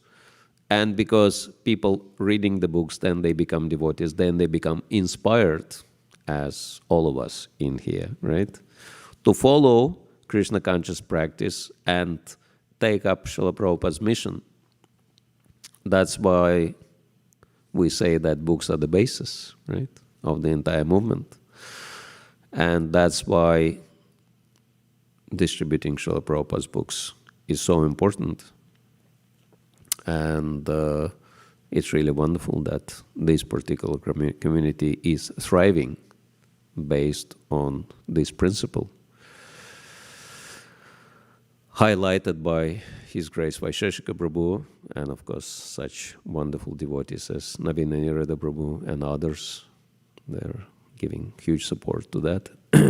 And all of you are helping, which is really wonderful to see.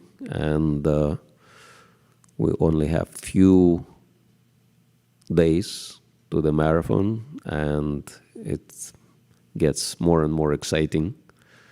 I heard that the devotees yesterday, only 2 devotees yesterday distributed 600 books, which is really a huge result just in few hours. Although I asked them to do 500 each, but they did 300 each, so not too bad also. It's better to fail doing something huge than to succeed doing something insignificant. So, yes, and it's very inspiring. There have been times when Russia was leading in book distribution all over the world, but the times have changed, and now Russia is defeated. And America is leading the way. And of course, in many ways, it's because of the Mountain View's effort, ICV effort, ISV, yeah.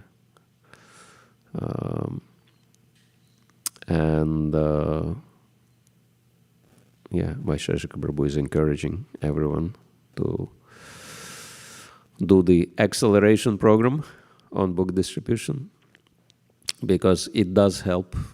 It helps not only us, but it helps everyone else.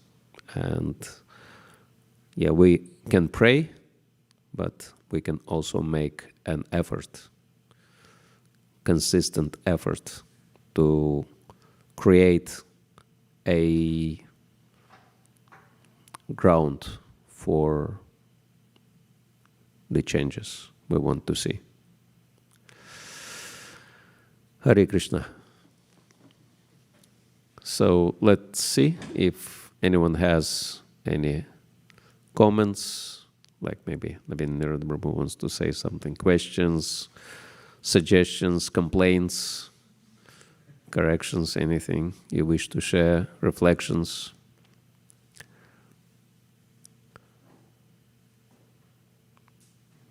Hare Krishna.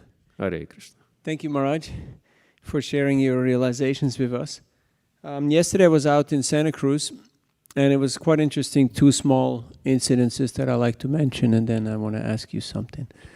I met a young lady, and I wanted to stop her and talk to her, and she didn't want to be stopped or talk with me. But then I showed her the books, and then she showed me her bag, and she said, I have these same books already in my bag. So she took some more books. But I realized that initially, people may not be interested in us. They may not be interested in talking to us, which we shouldn't take really personal or as an offense, because who are we and what do we have to offer? Yet if we have the Krishna connection, if we're connected to the higher potency, then even a rusty or a cold engine can start. All of a sudden people go like, oh, okay, yeah, let's talk. And I met another man. He was dressed all in black with a mask and everything, and he asked me, what are you doing? And I just told him, and he kept probing. And then he said, you are a demon. And I just smiled and walked away, and I was just thinking, thanks for appreciating, that we're out here doing something. So when you do the right thing, some people may criticize you, some people will ignore you, some people will be upset and oppose you. So we cannot become discouraged or fazed by that. You have to know what your duty is, what your mission is, and not be swayed or influenced by the ways of the world. So when some people react, you can see what their nature is. I show you the book and I tell you who you are. The devotee says white, they'll say black. The devotee says black, they'll say white. They always say the opposite. Have you ever had that? Sometimes you make a point, an argument, and the other person gives the exact opposite.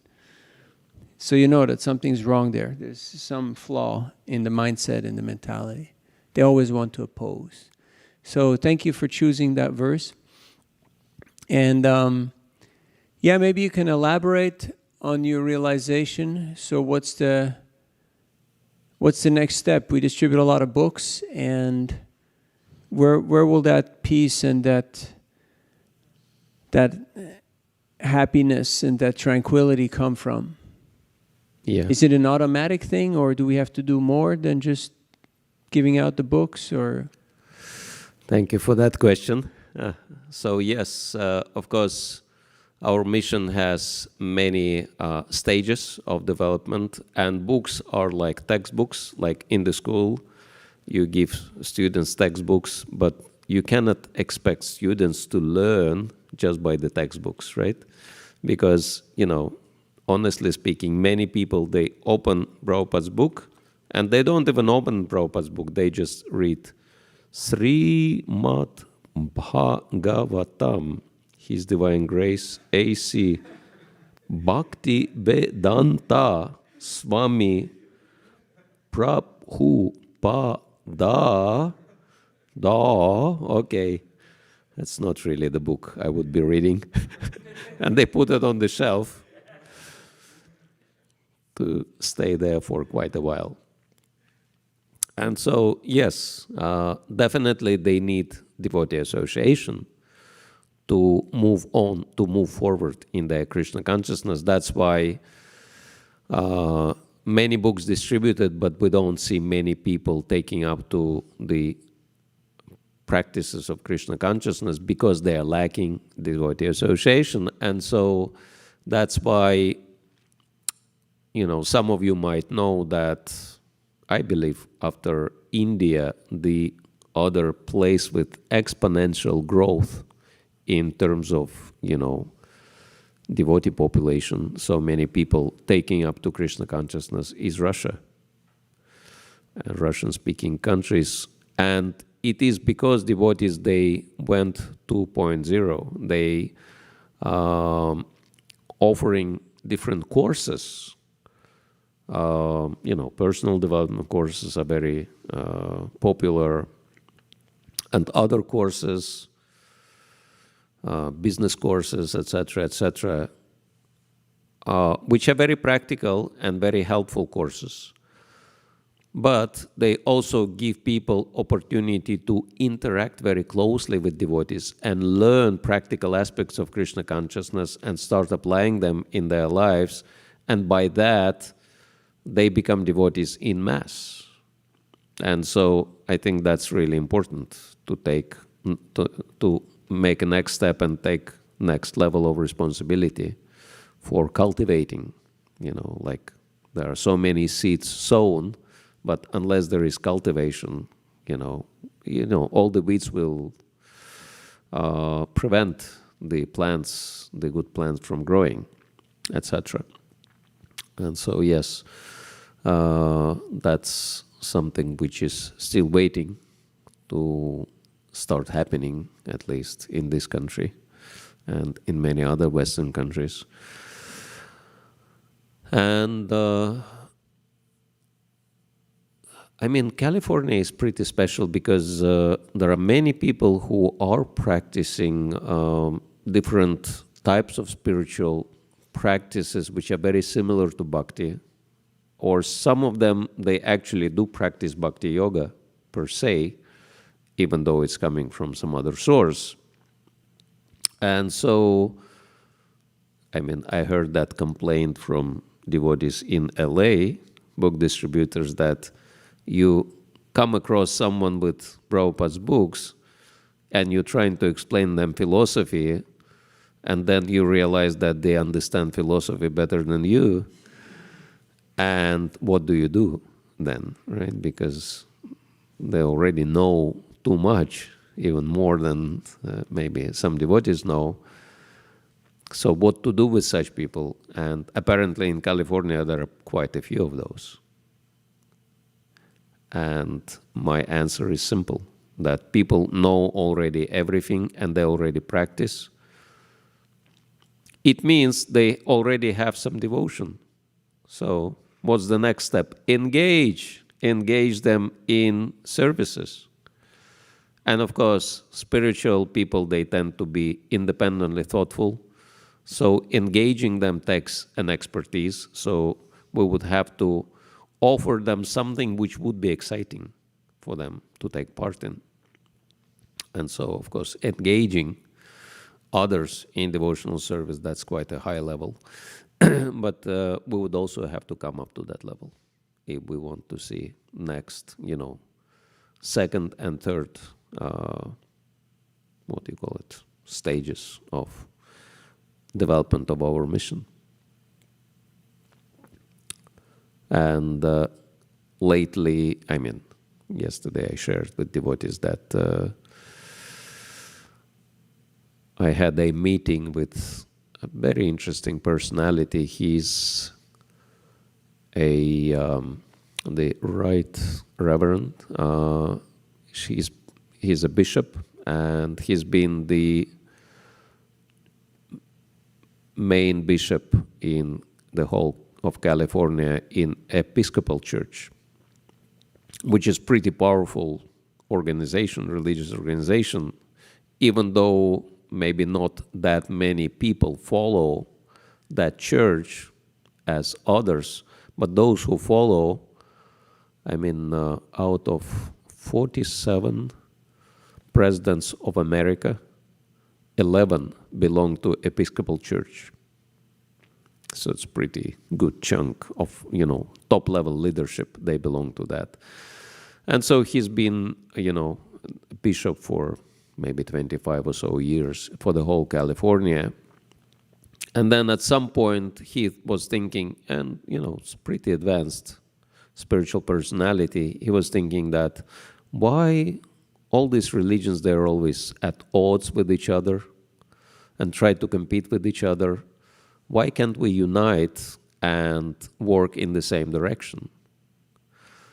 And then he started United Religions Initiative, because he wanted to have a model which is similar to United Nations, but connected to religions. And so, he's pretty humble. He said, it's just initiative. It's just something I'm trying to do. But my goal is to create united religions. And yes, peace and unity in the world starts big time with unity amongst faiths.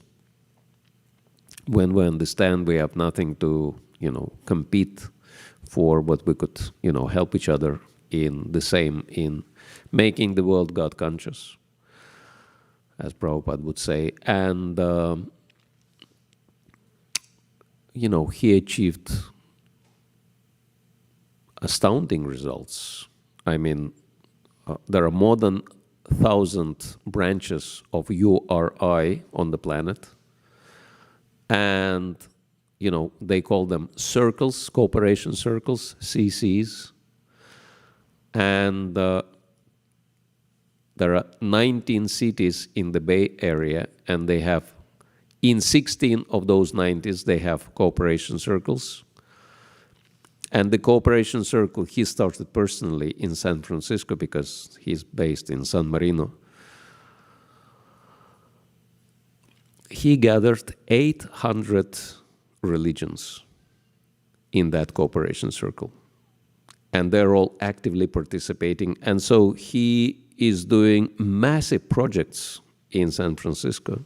And so I actually asked him if devotees are participating. He said, no, Hare Krishnas are not very active at all. But this is an opportunity. And so it's also a facet of our mission, because some people, somehow or other, whether they've been inspired by reading Prabhupada's books or other scriptures, or by the Lord in their heart, have done something, have done a lot of groundwork. We could use the result of that work for furthering Prabhupada's mission, working. And these are very open-minded and very kind of active people, willing to do any service you want them to do. And so, there is unlimited access to the resources. We just have to, learn what's going on and take advantage of that, not for our own sake, but for the sake of achieving what Srila Prabhupada wanted to see. And the mission of the URI is strikingly similar to the first purpose of ISKCON in so many ways. So there are many different things we could do to move on. But thank you. It was very good, very deep question. Okay, anyone else? Any reflections, please?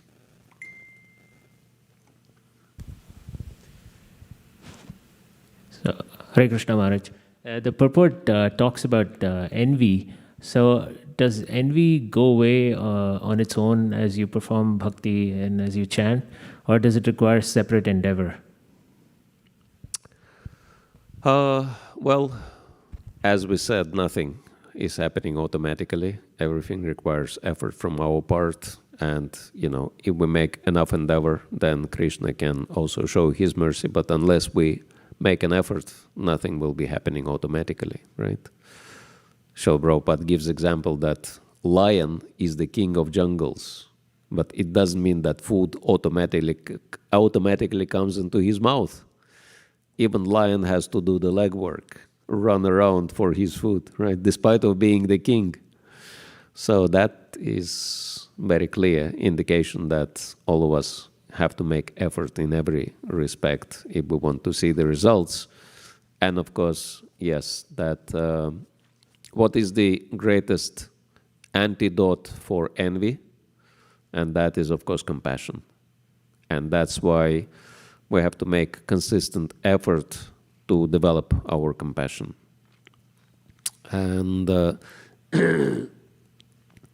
for example, because I have training in mediation and conflict resolution and practice for like more than 15 years, quite successful by Krishna's grace, I'm teaching devotees different techniques of living life without conflicts. And one very powerful technique is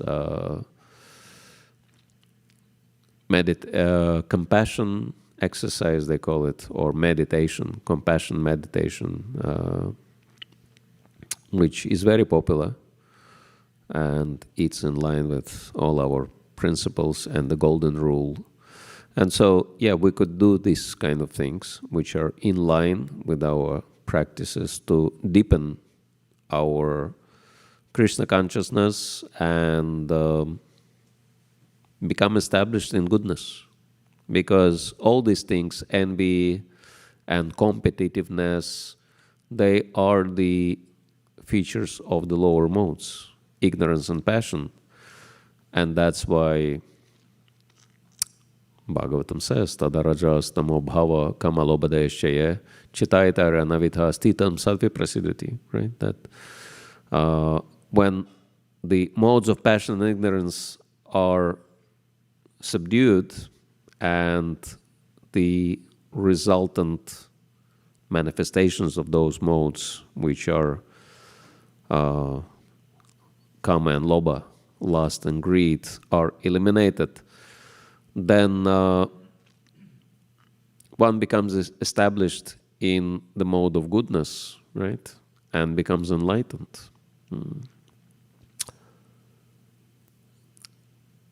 And then what's happening? Evam prasanna manaso. The first and foremost symptom, one becomes prasanna. And I don't even have to translate for you the word prasanna because it's the same in both Sanskrit and Hindi, right? It means joyful. And Bhagavad Bhakti Yogataha, then we become happy just by practicing Bhagavad Bhakti Yoga. And Bhagavad Tattva Vijnanam, then we actually not only have theoretical knowledge, but we have devotional experience, Vijnan. And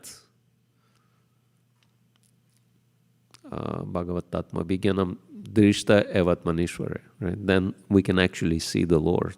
We can actually have direct experience of the Supreme Lord. This is what it means, Drishta Evatmanishvare. You see the Lord face to face. Pretty powerful. But first, we need to establish ourselves in Sattva. And whatever helps us to become established in Sattva, we should use.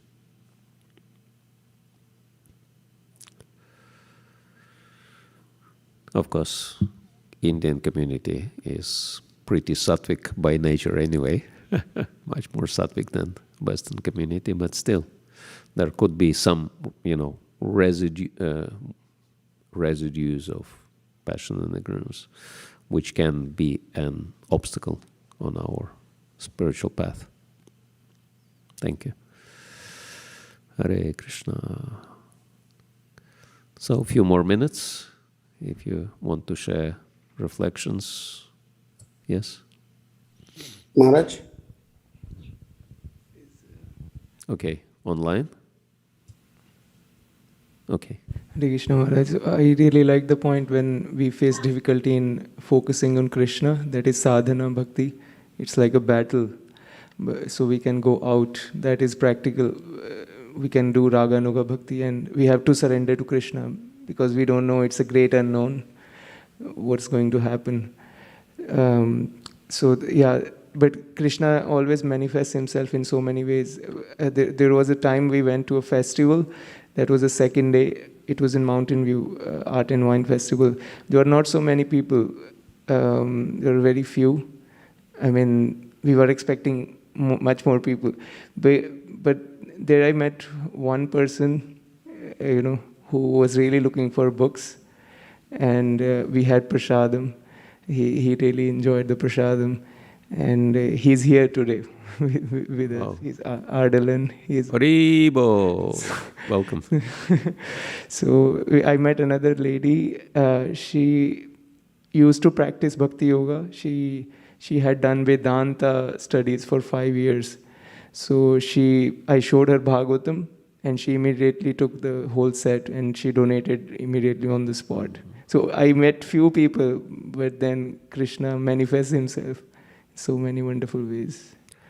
Yeah, it's really good that, people can only meet us if we are out on the streets. If we are not, how can they meet us? So at least giving people such an opportunity is important. Thank you, Maharaj, for the very practical points. Thank you. Please. Hare Krishna Maharaj. I just wanted to ask, like when things are normal in life, when everything is okay, then practicing Krishna consciousness or like, just studying, chanting, everything seems like fine. And, I feel like, okay, it's good. But then when things go wrong and when life is shaking, at that time, it's so hard to like, focus on your sadhana. Like everything goes out of the window and it's just so difficult to practice anything. How do we handle situations like that? Well, it's like the one Christian serenity prayer, I think it's called, that part of it says that, "Oh my Lord, please give me strength to solve the problems I can solve. Give me patience or tolerance to accept what I cannot solve, and give me intelligence to distinguish one from the other." Like that. And so, I mean, sometimes it is like that. Sometimes life throws lemons at us, but we should, try to make lemonade out of it. Or, as they say in India, I believe, if people throwing stones at you, make a house out of those stones. Right? So get the best deal out of the bad bargain. But sometimes it's very hard. Sometimes, there are situations which we just have to tolerate, and accept them as Krishna's mercy. That's the best way. Because if you see Krishna behind, then it's not so hard to tolerate. Rather, you can be happy even despite of the troubles. And then, sometimes it is like that. That sometimes, like I was very, very sick at one point, and I had near-death experience also. And so, practically speaking, my nervous system was affected, and I could not move my hands at all. I would tell you that to, open or close the button on my kurta, it would take me about 10 minutes for each button. And just to formulate a word, it seems to be so easy to speak for us because, our body is functioning properly.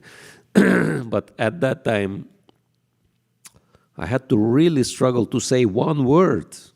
I just, like my tongue would not and my lips would not listen. It would not just function properly. And so, I had to really struggle. And of course, people who were with me, they had to struggle. What is it that I want? And I couldn't even write what I want because everything was, so I could not chant at all. I couldn't just even pick my beats and I couldn't say Hare Krishna. So I could only, chant in my mind. So sometimes there could be situations like that, but we just have to tolerate and wait until this wave is, behind us and carry on like that. Yeah, life in the material world is not always easy. So, but it's good. At least we know that, okay, we're not at home here. We better get out of here. Hare Krishna Maharaj. Hare Krishna. Thank you for the nice class. Actually, in our community, Maharaj, actually, apart from book distribution, there are some Bhakti Vrikshas and also Bhakti community, which is helping to create that degree level of nurturing and caring the people who are coming to Krishna consciousness. My question was more on the village, like Bhakti villages, or they call like, which are growing all over the world. So, how much effective or you think, Maharaj, this communities like Govardhanika village or like some other villages which are centered around being independent and devotees are gathering there and trying to practice kind of simple life and focusing on bhakti. So how much this type of like community villages are effective, Prabhu, you think, Maharaj, creating that second degree of nurturing for people who are coming to Krishna consciousness? Thank you, Prabhu. Can you formulate your question in a shorter and simpler way? Yeah, all these like community villages like Govardhanika village or like different farm communities which are developing, Okay. how effective are those to create that second degree or like second level of care and nurturing, which kind of can bring more people to Krishna consciousness? Okay, organizing Krishna farming communities in Krishna Yes, consciousness. yes. Okay, good. Yeah. So yes, Govardhanaka village is very impressive because it's not just a farm, but it's a preaching project. And as those of you who have been there, it is a replica of Vrindavan, but a perfect Vrindavan setup. And so people come and they get real Vrindavan experience there. And so, yeah, that community, even though it has cows and it has produce, but its main purpose is to showcase to people, how ideal Krishna conscious life supposed to be. So it has preaching element in it, and I think this is what makes it so successful. And from the experience I have with farming communities, at least seeing the farming communities in our society in different countries, because I've been traveling quite a lot, went around the world 14 times, seen many places. And my conclusion is that unless there is a preaching purpose behind the farming community, the spirit goes down. And it's very hard for devotees to sustain it. And to be honest, my practical solution is very simple. And that is, rather than trying to make devotees into farmers, we could make farmers into devotees. Because, farming is a lot of effort, a lot of hard work, very hard work. And like if you used to, clicking on your keyboard, you might find it difficult to work 12 hours non-stop, etc. So many devotees would be highly challenged by doing the farming. But there is an easy option that devotees could join an existing farming community and cultivate relationship with people and gradually help them to become either Krishna conscious or God conscious. That, again, judging by the Russian experience, if we are not too bent on necessarily, having everyone to practice our model of bhakti yoga, but we are open to people, if they want to be Christians, just help them to become good Christians, or if they want to be Muslims or Buddhists or Jews, whoever they are, to help them understand their own tradition better and improve in their practices. That really is, highly appreciated by people. And of course, those who want to practice bhakti, they are welcome. But if we give people, space, if we give people the free choice, that's the best thing. And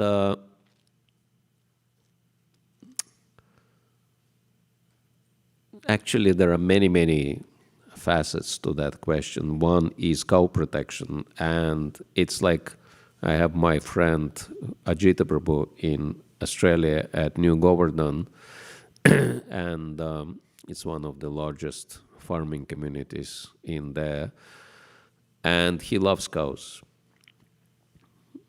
And he tries to organize cow protection there.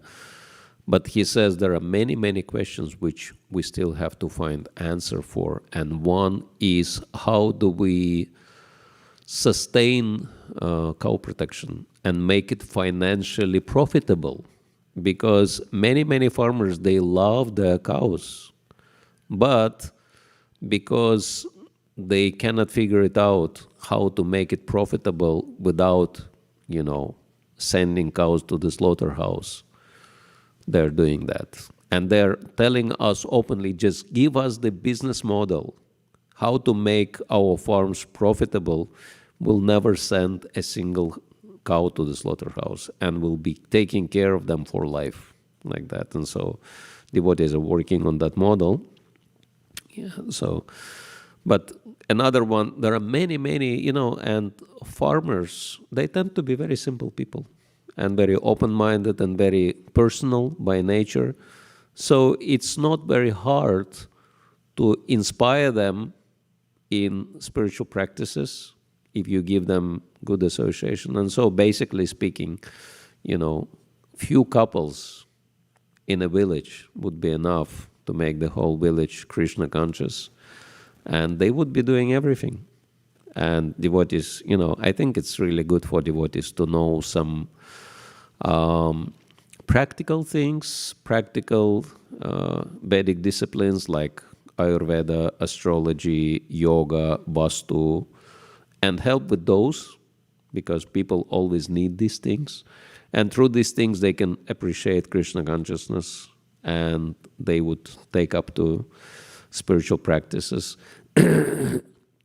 And so if you have like 2 or 3 couples per village, that would be enough to inspire the whole village or most of the village to practice either Krishna consciousness or work on their spiritual development. And I think this could be much easier and faster model for our development, rather than trying to organize our own communities. Because Govardhanaka village is great, no doubt. But when I was there, I'll be honest, it's really impressive. I mean, it's so impressive that it got the UN reward. But one single question in my mind was, who is pumping so much money into this project? Because it was obvious that it's like hundreds of millions of dollars are there. And who is paying for all this? And of course, because Radhanath Maharaj has quite a few very dedicated business disciples, he can afford developing this kind of project. But it's something which only great souls like Radhanath Maharaj can afford doing. But we need some more simple and more sustainable models if we want to establish farming communities on the principles Srila Prabhupada wanted to see. So it's my Thank you, Maharaj. 5 cents worth. Thank you. Maharaj, I have a question. Sure. It is related to schools. As you said, we give books, and after giving books, what next, right? One of the things I was thinking is, I studied in a Christian missionary school from 6th to 10th. And they may not be openly preaching Christianity, but there is a soft corner towards Christianity in these schools. There are hundreds and hundreds of these schools all across India, And the situation is now in they are preaching openly Christianity in some of these schools, and they have dedicated some of we used to have section A, B, C, and D, and section D is exclusively to people. Maybe they are converted in the school, or maybe they were, I don't know what is the situation, but they are exclusively for Christians. Section D. I'm also thinking. I don't know what is the stance of our GBC on this, on opening schools. Can you shed some light on our, what the stand of GBC and in opening schools and, making Srimad Bhagavatam and Bhagavad Gita and Chaitanya Charitamrita as a part of curriculum. Like, let's say we teach maybe 5 or 6 subjects, and one of the subjects should be not just like optional. It should be like, we preach Chaitanya Charitamrita or Bhagavatam or Bhagavad Gita during 9 to 4 or 9 to 5 school curriculum. We're talking about ISKCON schools, Gurukuls, because there are different levels of schools. Boarding school or day school. Like in Mayapur, they have Gurukul, they have national school for, children, local children. They have the standard, education with a little bit of Krishna consciousness in there, but not heavily influenced. And international school, which is for devotee children. But yeah, it's all based on Krishna consciousness, but they also get the, I think, Cambridge degrees after they finish the schools. But Gurukul doesn't provide that. So there are different models in our society. I think most successful model is Avanti schools in UK, which are government sponsored, and they combine standard education with Krishna conscious education and practices. And, because along with learning maths and literature and history and geography and all these other things, children, they also learn Vaishnava philosophy, bhajans, deity worship, and other things. And they also have comparative religious studies. They also study other traditions, which is very important, I think, for us. Because, if you understand other traditions, actually, you understand your own tradition even better. Because everything is interlinked, everything is connected. And this school is also open for children from other, it's kind of Hindu school. Avanti school is designated as Hindu school, but other children, they can also study. And so many parents, they want to give their Christian or Muslim or other children into that school because the standards are very high. And so I think it's a good model because it is very holistic, and it helps children to interact with others so that they don't live in artificial isolation, as unfortunately it can be happening in gurukuls.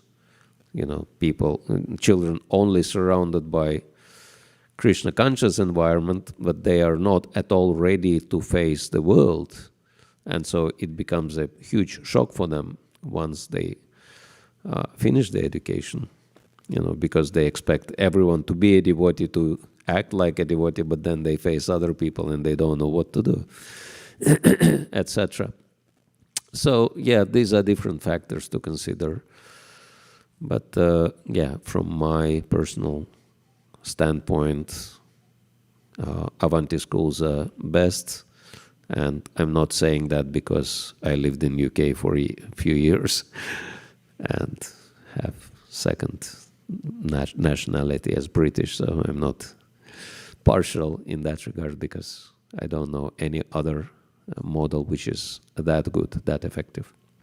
And plus government is paying for everything, including, running expenses, including even salaries for everyone.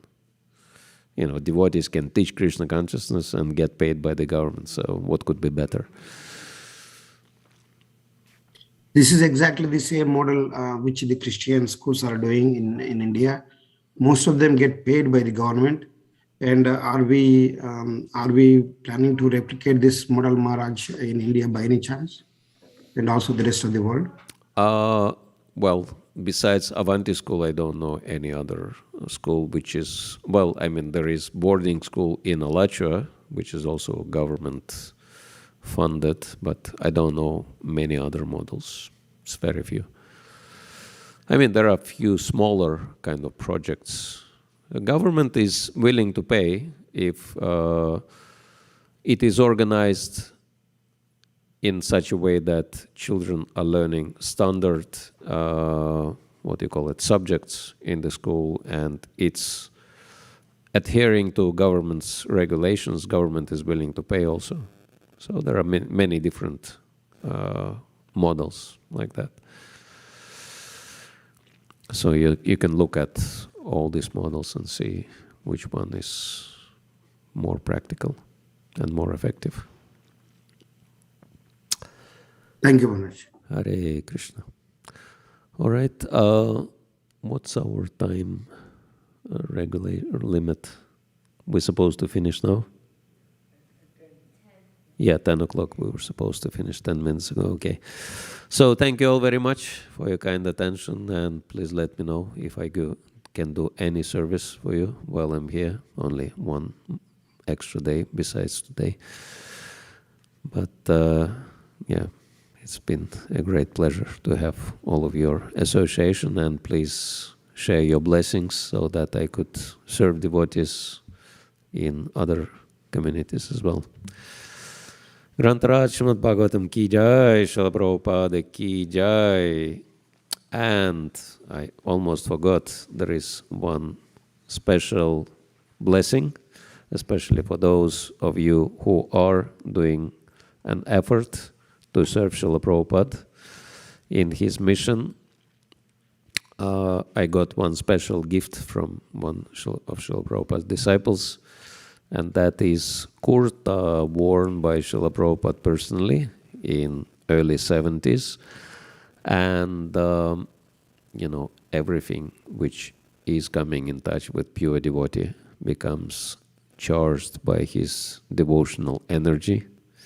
And so normally Srila Prabhupada's personal relics are museum items. You cannot touch them, you can only see them, but I wanted to offer all the devotees an opportunity to come in touch directly with Srila Prabhupada in such a special way and get his blessings for the rest of your marathon and for the rest of your life to that extent. So we'll have this kurta. And also one other relic is Srila Prabhupada's personal visiting card. You can also see that, and which will be on the table. And so all of you can come and get Srila Prabhupada's blessings. Srila Prabhupada ki jai. Grantaraj Srimad Bhagavatam ki jai. Gaur Premanande. Maharaj ki jai. Hare Krishna. Hare Krishna. Thank you everyone for coming today. And thank you to Navina Riyada Prabhu for leading the Make Japa Great Again session this morning.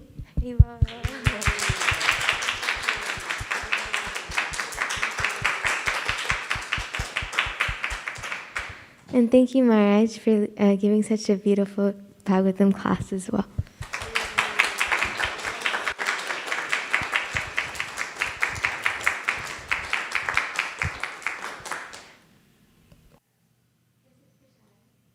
Now is prasadam. Yes, so now I'll have prasadam, and prasadam will be served in 2 gold boxes.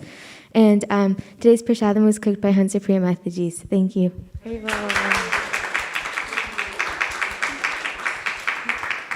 And we can also sing prasadam prayers before we take prasadam. So, Maharaj, would you like to sing? Okay. Meanwhile, you can all come and get Prabhupada's special blessings. No rush, everyone will have opportunity. Mahaprasade Govinde Namo Brahmanya Vaishnave Salpa Punyavatam Rajan Vishwasnaiva Jayate Sharira Avidya Jal Jodendriya Tahika Jive Pele Vishai Sagare Taramati Jivati Loba Maisudurmati Take Jeta Katina Samsare Krishna Baradoya Moy Kori Bari Jiva Jai Swaprasad Anadila Bhai Say Anamrita Pao Radha Krishna Guna Gao Premedako Shri Chaitanya Nitaye Shri Krishna Chaitanya Prabhu Nityananda Shri Advaita Gadadhar Shri Vasadi Gaura Bhakta Vrinda Hare Krishna Krishna Krishna Hare Hare Hare Rama Rama Rama Hare Hare Hare Krishna Krishna Krishna Hare Hare Hare Rama Rama Rama Hare Hare Jaya Prabhupada Prabhupada Jaya Prabhupada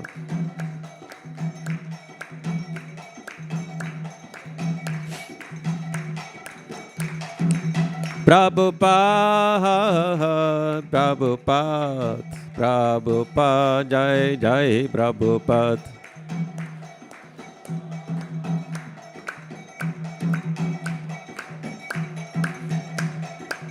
Nitai Gaura Haribol Gaura Haribol